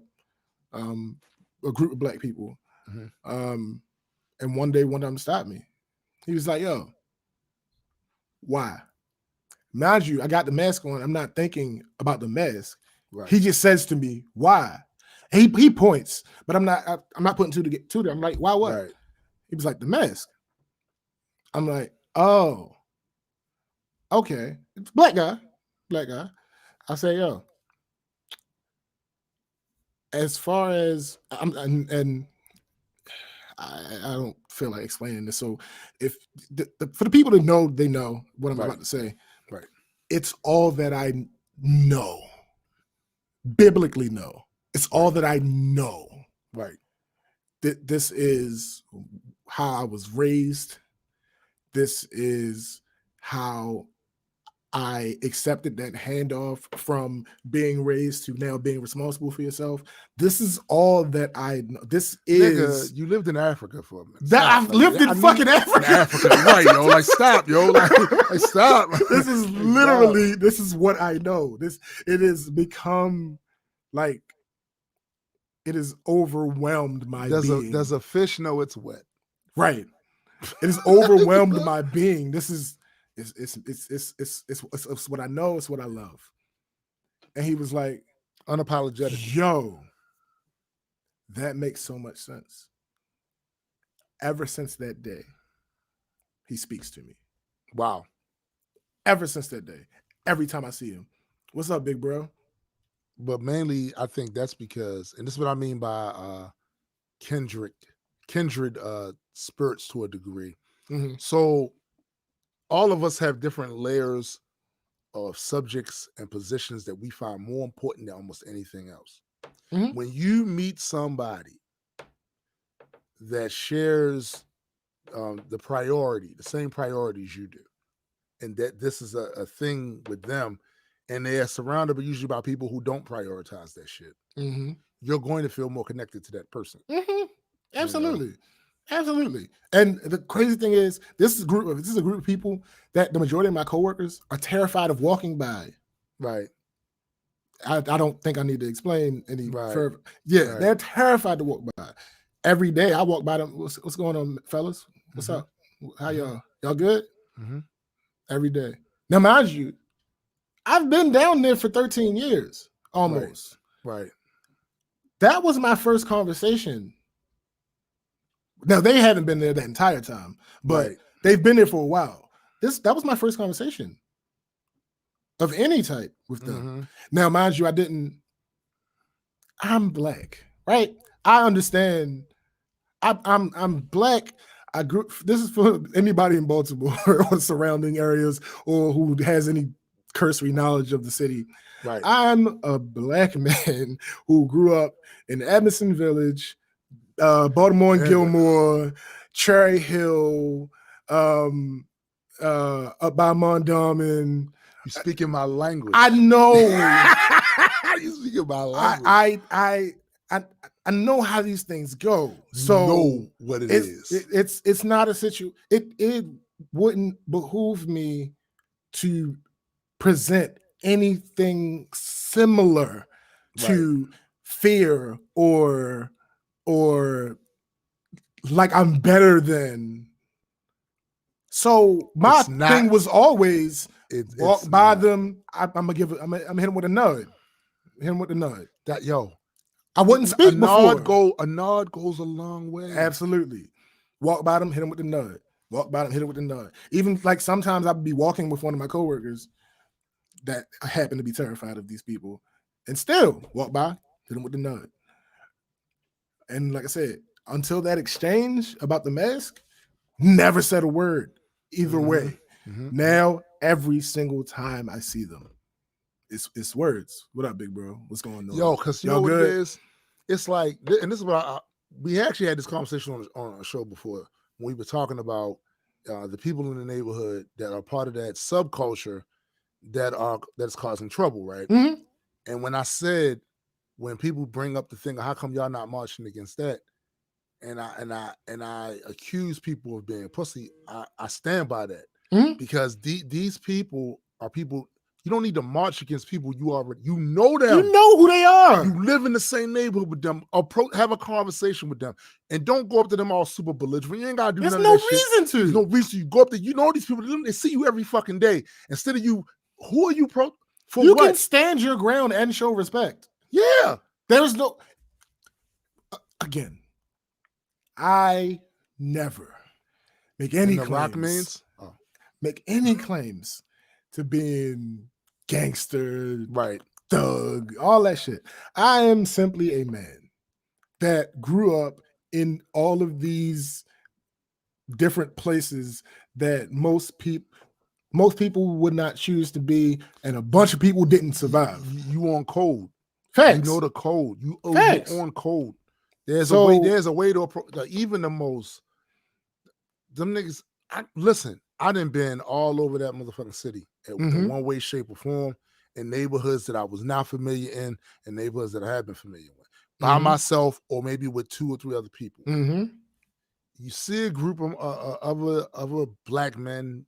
They could be younger than you, whatever, older than you, whatever. Yo, it don't cost you nothing to say, "What's up, fellas?" Yeah, that's it. Everybody good? They don't come off with that. It's only when you walk through. Looking like food. One. Yo. You look like food. Facts. You like food. Facts. Or you coming through there trying to overcompensate by challenging through eye contact that it's a certain type. We know. You know. You looking, you staring at motherfucker extra. Right. Yeah, you inviting conflict. What did Vision say in the Avenger movies? Our very strength yes. invites Our existence. conflict. You know what I'm saying? Facts. You ain't gonna have a 6'1", 245-pound man walk through the block gritting on niggas with the and that's not inviting challenge. No, that's inviting challenge. all. It's Right. challenge day. It's challenge. It's inviting challenge. You don't gotta do that. Okay, it's not necessary. You're part of what the black experience. You're part of that. So I get why people that's not a part of that. Oh yeah, absolutely. Will walk that because they're really victims of their own conditioning. Absolutely. To think because I got to be honest with you, I'm more in danger in these neighborhoods. Mm-hmm.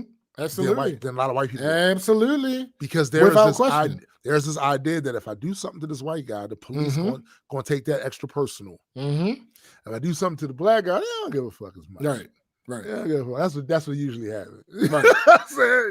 It's crazy, and it's like I've had some certain of my coworkers because I ain't that close to a bunch of them, but a couple of ones that I'm close to, it's like, oh well, I don't like walking up against the building when it's dark. I understand. I get it. I fully understand why you feel that way, but it's not as bad as you think it is. Yeah. If I walk with you, I will walk on the outside with you because that's what you want me to do. Because again, these are people that I'm close with, not just anybody. Right. But I'm still going to speak to them. And because these is my brothers. Yeah. They haven't done anything to me to make them, not a thing. Not my brothers. Not a thing. Now. So I went to this one store, and like there are absolutely times where people say something to me and I forget that I have like that. I went to a store, went and bought some water or something. Got to the checkout. She's checking me out, and she gave me my stuff. She was like, "Oh, you and me got the same addiction." And in my head, at first, I was like, "What? Oh, my mask, my mask." Okay, I'm with you. I feel you. We there. We right. Yeah, like it's just a little. It is less defiant. And now, don't get me wrong. Bob said cocaine. Don't get me wrong. If somebody had said something to me about my mask, my first step. All right, let me rephrase this because someone did say something to me. The black guy.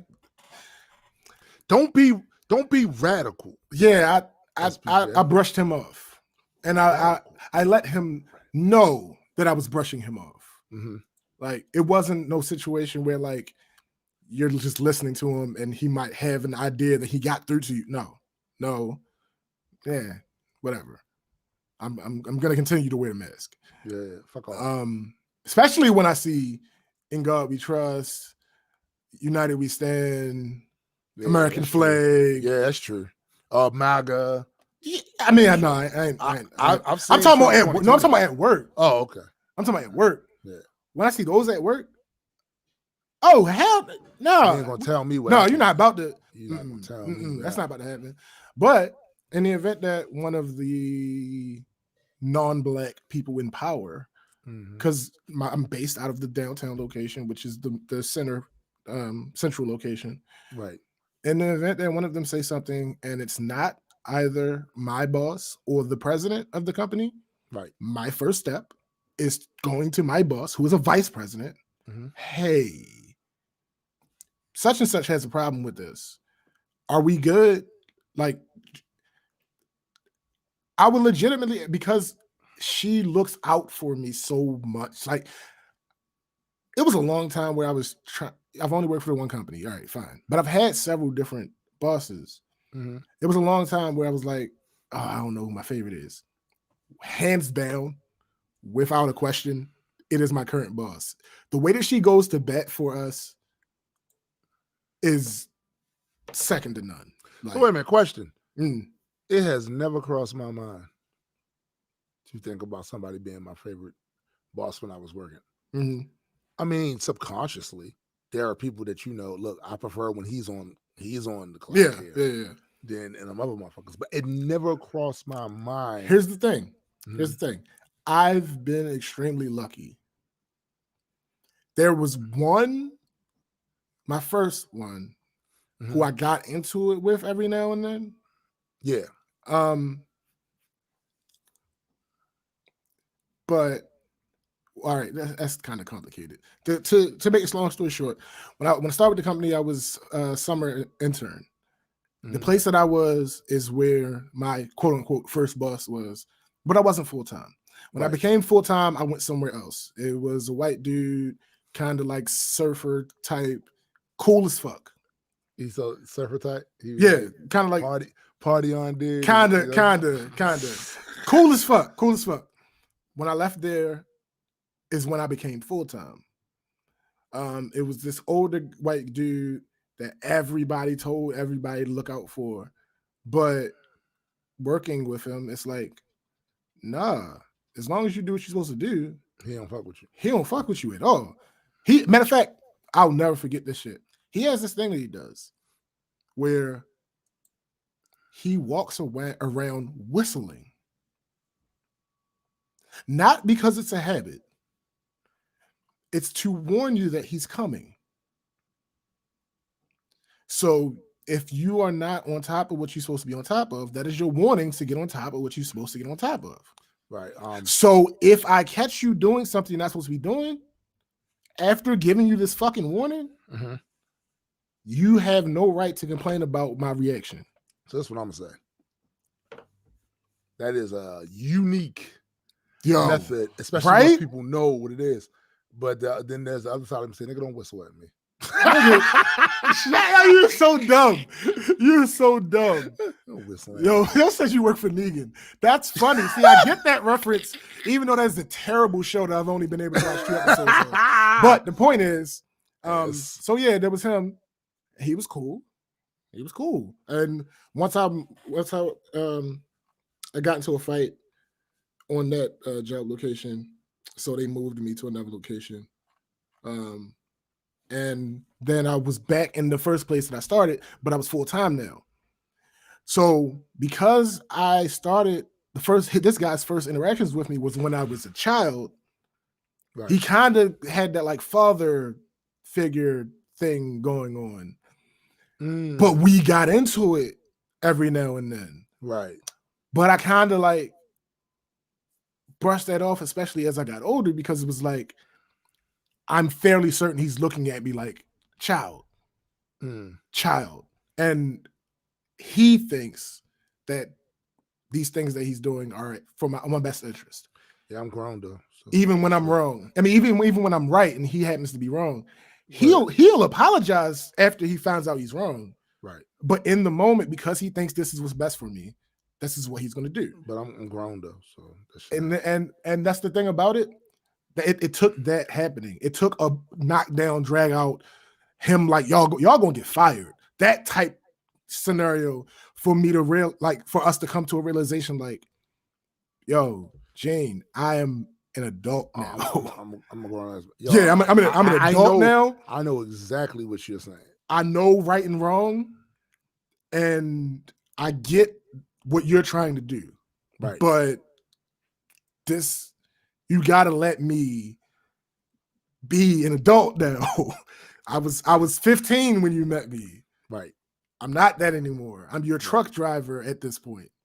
Right. I'm of age to do some things, and I'm not. So I'm grown, and there's only so many different ways you can tell me to do something. There's you have a limited sandbox. By the time I get a certain age, as a grown ass man, the way to say certain shit to me, you being another man. Now, when I was a teen, I may have given you that leeway because you're an adult, and there all is respect. You know what I'm saying? And he carried himself that way, right? So all respect. But once I'm an adult, I got to get that back. You got to give me that back, because if I start feeling away, especially when I was younger. When I was like a younger man, right? And it was explained to me by Marlon, my brother Marlon. He made a good point one day. He was like, one of the reasons why many black men react a certain type of way when they think they're being disrespected is because subconsciously they know they don't have much. Facts. They don't have much money. They don't have many resources. Blah blah blah. The All I one got is thing my they do word, my have, name, and my balls. that's it. And the perception I have of myself and the perception of how other people see me. Once you take, I allow you to take that from me. Yep. I have nothing. It's a problem. So when you talking reason to me in private, there's another set of issues to deal with then. Because now we're dealing with my perception of self. You talk shit to me like that in public. Now it's you're trying to take how the perception of other people have of me. And the result of that, what could happen because of that, it'll get ugly. And then when the police and shit get called, because people don't have an understanding that particular pathology, that particular psychology of black people, they instantly go in, he was wrong and he was violent and sitting around. You're not understanding from which that response comes from. Right. I don't have nothing else but this. How people see me, how I see myself. You sitting here talking that shit to me, you trying to strip, at least the way I'm interpreting it, you trying to strip away from me the thing that I have. I'm gonna fuck you up before I let that happen. And I'll take whatever comes after that so that the people standing around will say, yo, you can't talk to that man like that because he's gonna be. Okay, so they got cuffs on me. I'm gonna take that because to me it's more valuable that the people standing around still see me the way I see myself and want myself to be seen, than to let you sit here and bitch me out like that. Nah. But so crazy enough, what happened was honestly a reflection of me taking some life lessons from him. Funny enough. And that's what made him realize that he was wrong. Because at this point in my life, my mother and my stepfather were together, but we weren't really rocking at that point. Yeah. My father, I don't know. We were, I'll never forget it. Me and my partner, well, technically we were in the wrong. He didn't know that though. So you can't penalize me for something you don't know. Right. He didn't know that. What I was driving, I wasn't the driver at that time. I was driving my car. And what we would do is, because I didn't actually have my license yet, what we would do is we would take the company truck down to put it away. But before we did that, I parked down in the parking lot that's just off property. So the truck driver would take me to my car. I would then follow the truck down to where it gets parked, and my partner, him and I would ride back up in my car. And I parked in that parking lot, and there's steps. It's a shopping center, right? And there's a market down there. Well, we're walking up the steps, and there's this old lady walking with a bunch of grocery bags. So, what do? We grab the bags. Right. What's your address? Where you going? All right, cool. It's right there. We got you. And she's older lady, and she's like, y'all go ahead of me. You know, I'm gonna be a little minute. All right, cool, understandable, no problem. Now, mind you, this is after the time that we had to be actively working. At this point in time, all you're doing is sit around the clock out. Right. So we come up the steps with grocery bags in our hands, still on the clock. He sees this. I admit, yes, that looks horrible. Absolutely. It looks terrible. If you don't know the context. If you don't know what's going on, it looks terrible. Yeah. So he approaches us. Man, you guys are going to get fired. What did we do? What are y'all doing down there going to the market on company time? We didn't go to the market. Then why y'all got market bags in your hands? So we're going back and forth, back and forth, back and forth. The lady finally reaches the top of the steps. She fussed him out. Made him pay. Oh my God. She got his ass. Got his ass. So we like, what you want us to do? You want us to drop the bags? He like, nah, y'all can go ahead and take the bags to the house. All right, cool. So we take the bags to the house, make sure she good. We come to the trailer, and frustration is still an all-time high with us. He calls us. We clock out. We walk into the car. He like, fellas, can I talk to you for a second? All right. He like, listen, you understand how that looked, right? I said, yes, I do. Mm-hmm. However, what I also understand is this is something that you would do. This is absolutely 100% something. I've seen you do it. Right. You 100% stop and help one of the tenants with their stuff, no matter what else is going on. You've left us waiting for you because you stopped to help some tenant or something.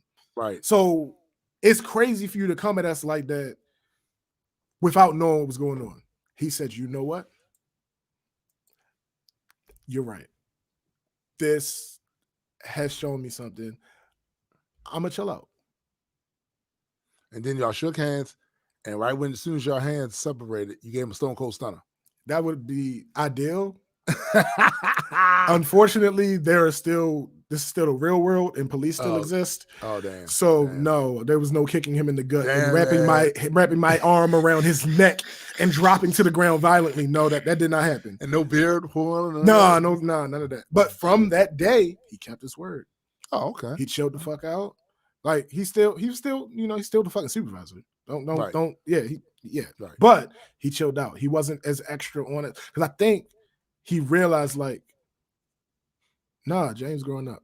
Like James is a grown ass man. Yeah, with a starter braid kit.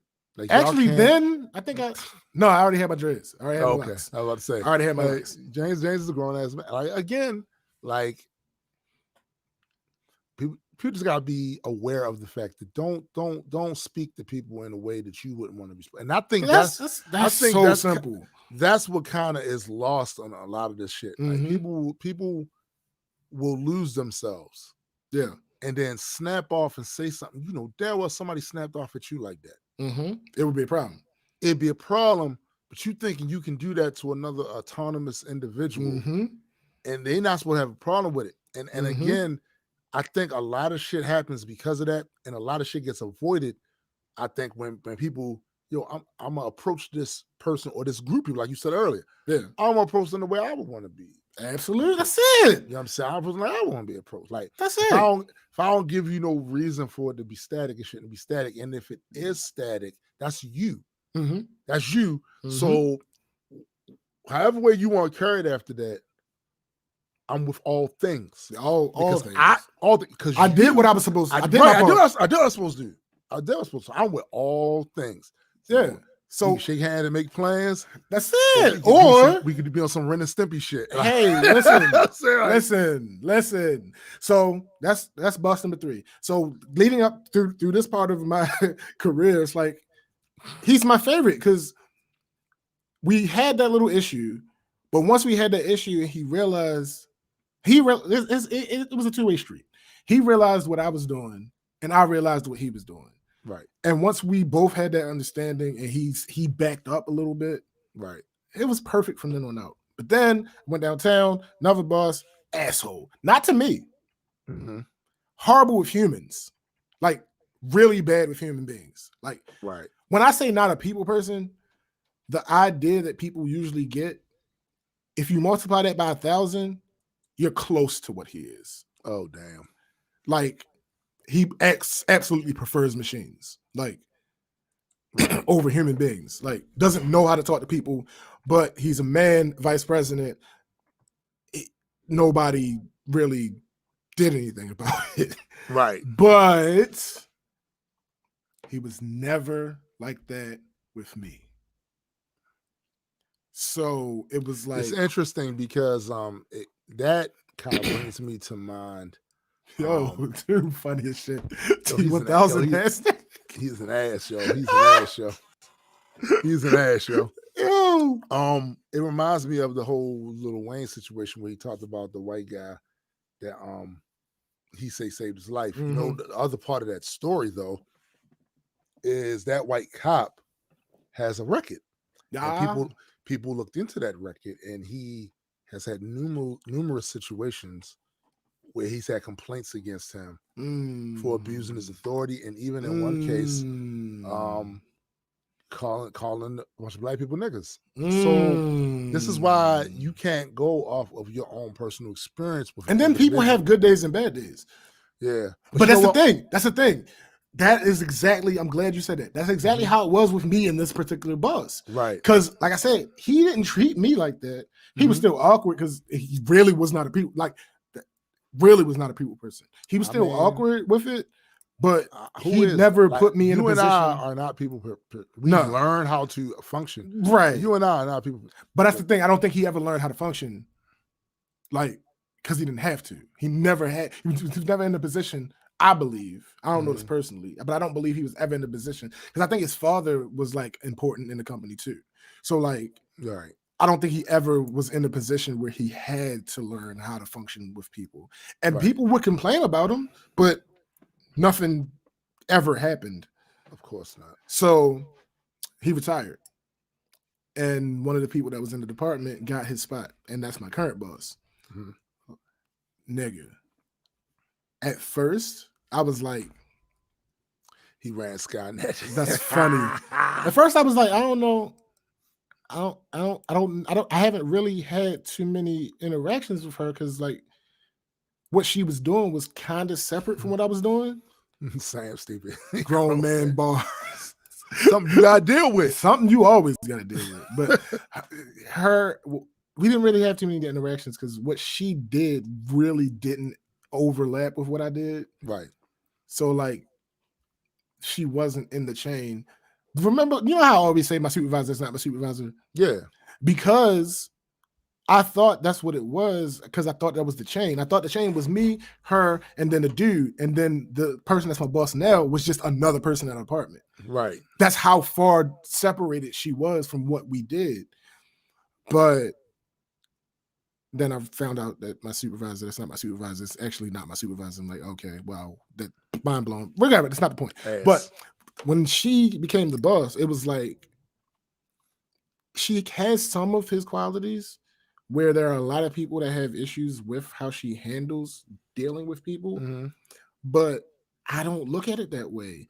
She is generally, she's not a people person, but she's not anywhere near as bad as he is. Like she understands how to deal with people, and she only goes off if you're being stupid or you're like explicitly not listening to what you're supposed to be doing. Like those are the only times where she goes off. So needless to say, she doesn't really go off on me ever because I don't purport to be stupid, and I do enough of what I'm supposed to do that when something does slip behind the cracks, I get a benefit of the doubt because I have a reputation. Yeah. So like I don't have that. But on the flip side, she's super transparent with me about things that are going on. If somebody complains about me, she's like, listen, you remember I used to say that shit about I needed to up my friendly quotient?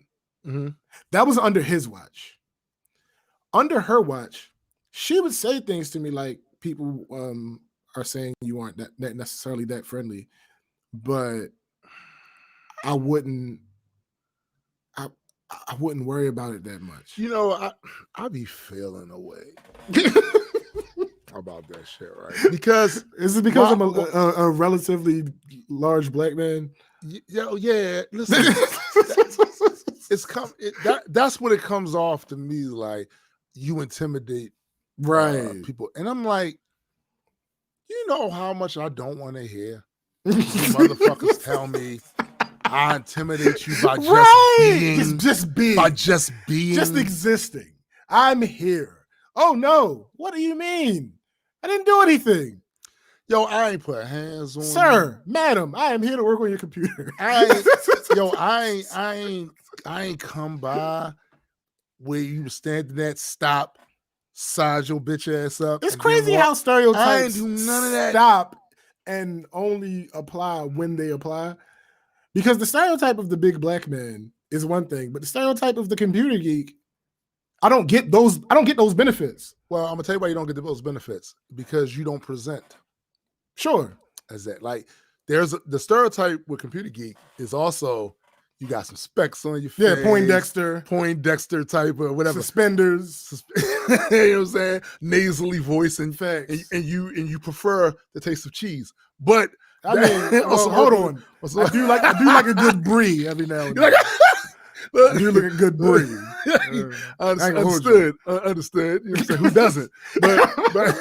But what I'm saying is, like, you don't present as such, but you, like, as an example of getting the big black man stereotype, when we was down at our first collective photo shoot. Yeah. And you just simply walked over to that fountain. Yeah. And the white folks over there was like, I don't feel necessarily say you ain't do shit. You just walked over and stood over there by the damn thing. Now you weaponized. I had a cannon in my stereotype. Hand, I did have a cannon in my hand. I mean, you always strapped with the cannon. You know what I'm saying? But, I mean, they did your Second Amendment rights though. But you know what I'm saying?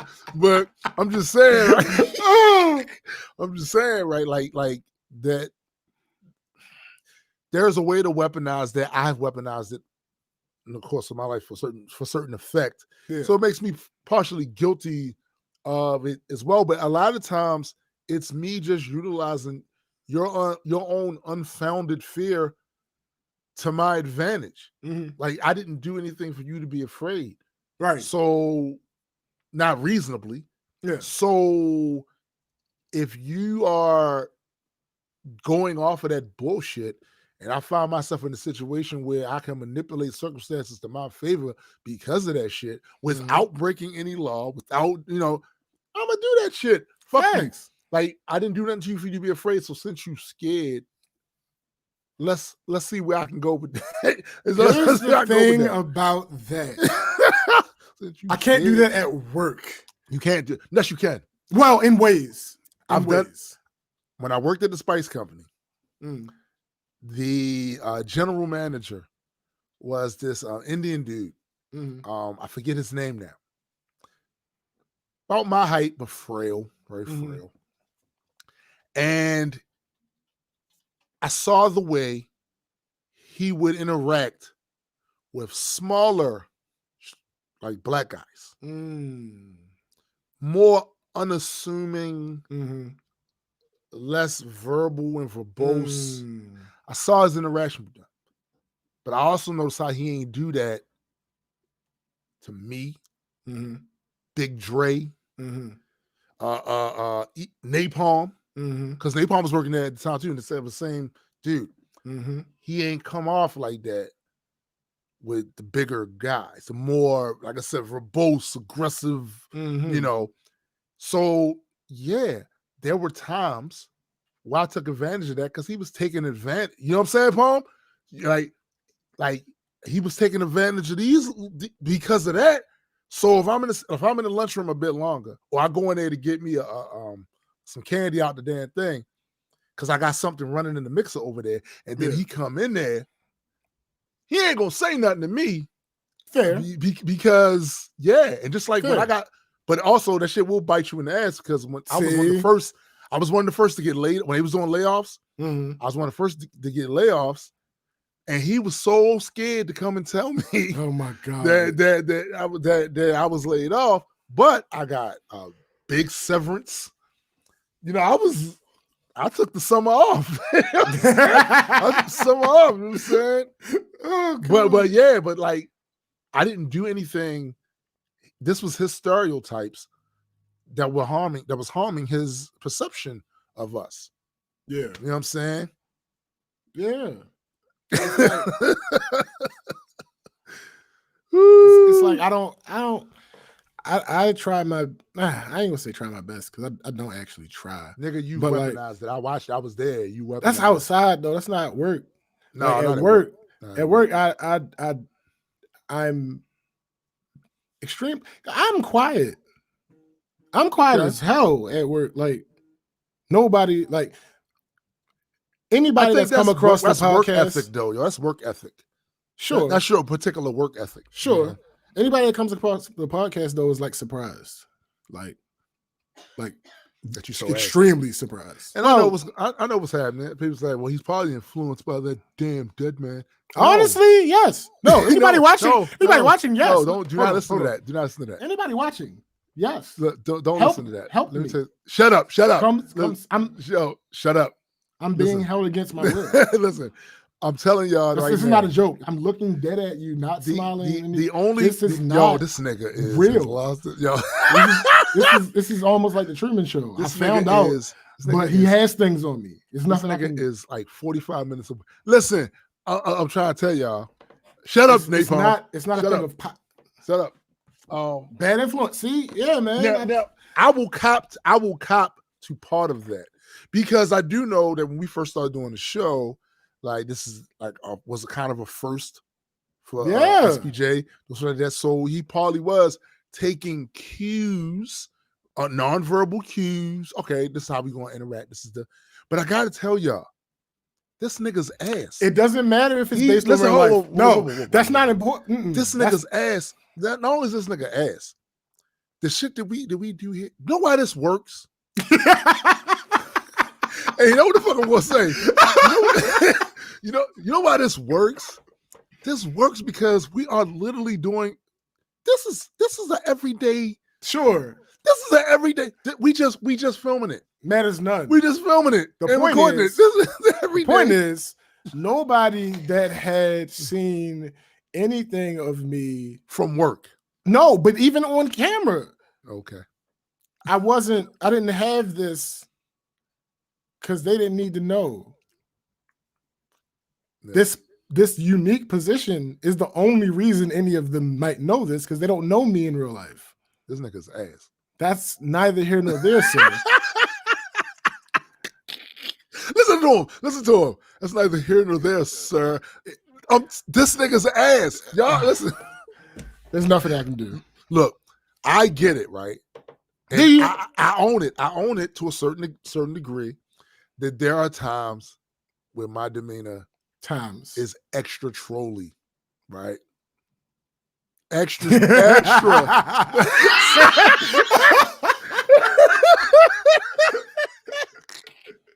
Oh God.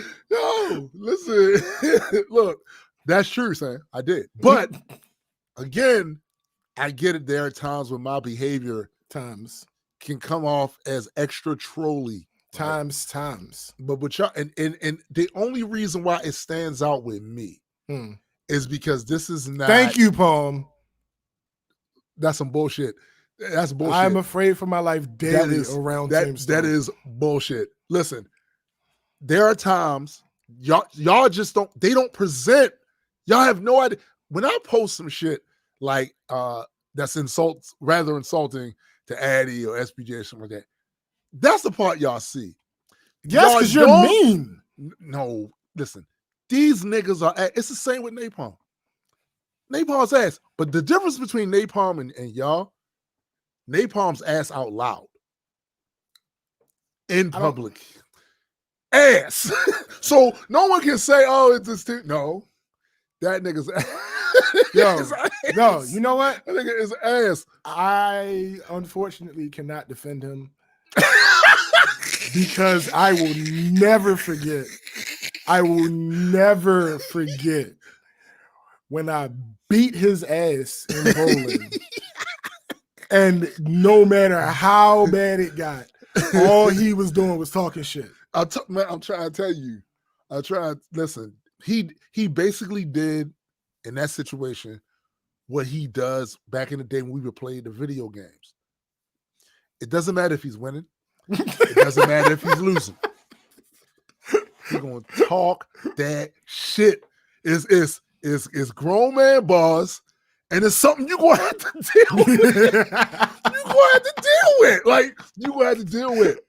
I'm telling you, man. So much so that my daughter, when she was a little girl, she would see me and Marlon and me and Napalm while we playing games. And the interaction, how we play games. So that when she started wanting to play games herself, she wanted that same interaction. But I couldn't give her that interaction because we don't relate the same. No, yeah, it's We not. don't relate the same. Yeah, And all like now that she's older, she can get that smoke. right. She grown, but we don't relate the same. Also, because Napalm be starting a lot of shit, yo. And listen, I'm just putting it out there. Napalm be starting a lot of shit. Napalm's a shit starter. Mm-hmm. And especially in the arena of video games. He always got something fucked up to say in the middle of you playing the game. He always got some retort, some insult. Yes, yo. Some insult, some fucking insult, some song he didn't reworked in a way to insult funny. you. You know what I'm saying? Hilarious. Like, yo, he always do, yo. Yo, all right. We're running out of time. Yes, we are. I have to. I just want to put this out here again before the end of this episode for all of you. Oh, I don't like the lesson of two evils. For all of you ignorant. And I'll stop with the adjectives right there because I don't want to insult you. I mean literally ignorant. Like, with the actual definition. Actual definition, right. Let's understand. We have just gone through 4 years of Donald Trump, capped off by a car alarm. Yeah. I realized, I found out why alarm be going off. Well, cat. So no, it's a state body truck back there. That's funny. There's a state body truck back there. Because that's where the maintenance shop is, right out the back of here, and there's state bodies out here. What happens is people will throw trash on the state body. Mind you, there's a dumpster right there. Yeah. I have no idea why they do it. But then the trash will hit they'll throw it on the state body, and when it makes contact, the alarm goes off. Right. That's what happens. But anyway, so yeah, if you say anything about this administration that we've just gone through 4 years, capped off by a fucking pandemic that he made worse, not to say that it wouldn't have been bad. That's not the point. That is not the point at all. Right. That he made worse through non-acting in policy and through his rhetoric that he put out there that his followers latched onto. Right. Because we're not going to act like human beings don't get manipulated by suggestion. The power of suggestion is strong. He has the biggest bully pulpit on the planet. Absolutely. So we've witnessed him lie to us for 4 years. The person that he's going up against was in office for the 8 years prior to that. Right. If you want to talk about, we miss Obama, I voted for Obama, blah, blah, this, blah, blah, that. You also voted for Then it doesn't make sense to now complain about Joe Biden, especially when the only things you have to say bad against them happened before 2008. Right. The lesser of two evils thing is a thing that you do with every aspect of your life. That's yeah. Every single that shit corny, yo. That shit which corny. Is best. That is the same way as saying which is the least worst. It's a double negative. That's how that shit works. Right. Do I want to pay for the ticket? Do I want to go to court to fight the ticket? Either way, you're going to have to do something that is inconvenient. Exactly. But which one is best for you? Exactly. That is what we're talking about here. So less of two evils is absolutely how elections work. It's not a novel concept. That is exactly how fucking elections work. Because lesser of two evils. Yeah. You might feel a certain type of way about something I did or said to you. So you got two choices. You got to choose the lesser of two. Yeah. One, you could come off and be crazy and get your motherfucking ass beat. Two, you could just say, you know what? I'm going to make him aware that I didn't like that. And then it is what it is. I'm going to walk away. You don't want to have to do either one of them for real because the situation itself is trash. Right. You don't have a good option. Right. But you're going to choose, if you're smart, to say something to me about it and walk the fuck away. All right. You'd rather me beat the fuck out you out here. All right. I don't think it's necessary. I'm just saying for the lesser of two evils. I mean, you're doing a lot. Your whole life has been revolved, especially if you're not rich. If you're not wealthy, you've been dealing with the lesser of two evils, yo. So stop acting like this ain't the same even thing, even the ones that are, you still been dealing with that shit. Yeah, but when I mean, when I go to work, I gotta pick lesser two evils. Do I want to go to the street or do I want to go to the highway? I don't want to go to work. Yo, do you take the window or the stairs? Do you take the window or the stairs? And a lot of y'all motherfuckers been choosing to take the window. For what reason, I couldn't tell you. Some stairs right there. Like, yo, there's no rush. Some of y'all choosing to say something when you could have shut the fuck up. That's another thing. So, like, you act like you don't make daily choices that aren't beneficial to you. Right. That's not the case. So, miss me with that dumb shit. And the whole third party thing, it doesn't work because if by chance that the record of 45 fucking presidents and only the first one of them being an independent doesn't mean anything to you, fine. But the House is not run by independents. The Senate is not run by independents. So what do you think that person's going to get done? Yeah, and you don't have one party against you. You have two parties against you. And I would argue that I would take the independents out because most independents lean either left or right. Yeah. Say you're talking about Green Party. Or in the other ones. Like they don't have help. So all the stuff that they want to get passed, who gonna do it? Like you said, hold on. That's another example. That's another example of my ignorance. I do know, but I'm taking for granted that people understand something that they have no reason to understand. Right. When I say independent, I'm substituting third party. Like that's what I'm substituting in. Right. Third party. Right. I don't literally mean the independent party. Right. Yeah. But that's y'all been doing the lesser of two evils your whole life. So stop it. Stop it. That's it. Stop acting like this is something new. It's not new. It's not nothing new. And also, I gotta say, before we end this, changing the system itself it takes more than just voting to do that. Some of y'all, the extent of your activism is voting. And then what happens is there are those of you who do more than that will hear somebody say, all you gotta do is vote. And then you'll get salty because you know it takes more than that. It takes more than casting a vote to get a politician to do. I'm gonna say this again. It takes more than casting a vote for you to get a politician to do what the fuck. Unless you're depending on the hearts of men. And I wouldn't suggest it. I wouldn't suggest it. Right. It takes more than that. There's a format. Some of y'all want to sit on y'all asses. You don't want to educate yourselves or others when there's some sort of a meeting happening where your local politicians are saying, we want the public to come here to have this talk about this. You don't go. Right. You don't do shit outside of voting. And some of y'all talking this shit haven't voted a day in your life or maybe voted once. But you talking this shit now. And you don't think we don't see you. You're seen. And personally, I'm going to keep it even more funky with you. I don't give a fuck who you motherfuckers vote for anymore. I'm always do what I'm supposed to do. Right.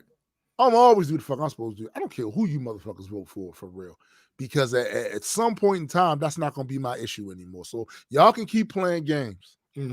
Keep playing games and keep making the situation worse for yourselves by not trying to address these quality of life issues. Keep doing that shit. Keep playing these dumbass games as motherfuckers who don't share none of your positions. Keep power and push back all the stuff that you care about further and further and further and further until you're once again decades from any real change happening. Because that's what you're doing. Like you won't put in somebody that at least has some of the things you're concerned about on his docket. That's at least sympathetic to some of the other things on your docket. So you just to keep in power people who don't rock with none of the shit you at all, and going to actively do shit to oppose that. And an addendum to that too. Democrats don't think I don't know about those of you that actually voted for cops to get these military-style weapons. Mm-hmm. Don't think I don't see you. I see you. Mm-hmm. Just had to put that out there. Absolutely. If you're voting for a party or individual who has absolutely no interest in police reform, I don't want to hear you with that say her name shit. Right. I don't want to hear it. Fuck. Don't you. make sense. You Doesn't outta here. track. That shit don't track. Shit don't track. Yeah. But yeah, that's the show for today, folks. Absolutely. We were extra ranty, A and it little was bit. dope. We had to kind of make up for last week. So, yeah. you know, we appreciate Fucking Marvel's Avengers, man. Man, they gotta fix that shit. Yeah. But yeah, man, like we appreciate everybody that took the time out to listen to the show, that's been listening to the show for what going on close to 2 years now. Mm-hmm. Right? Mm-hmm.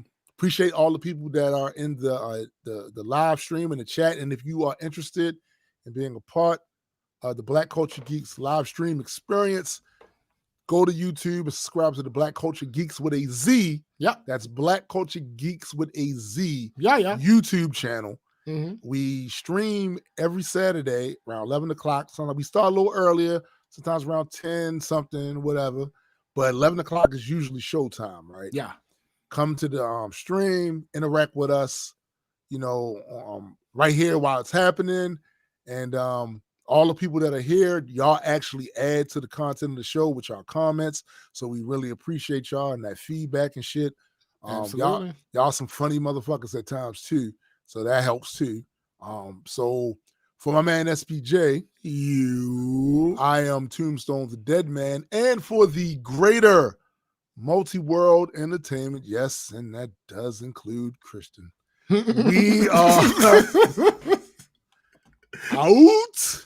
Peace.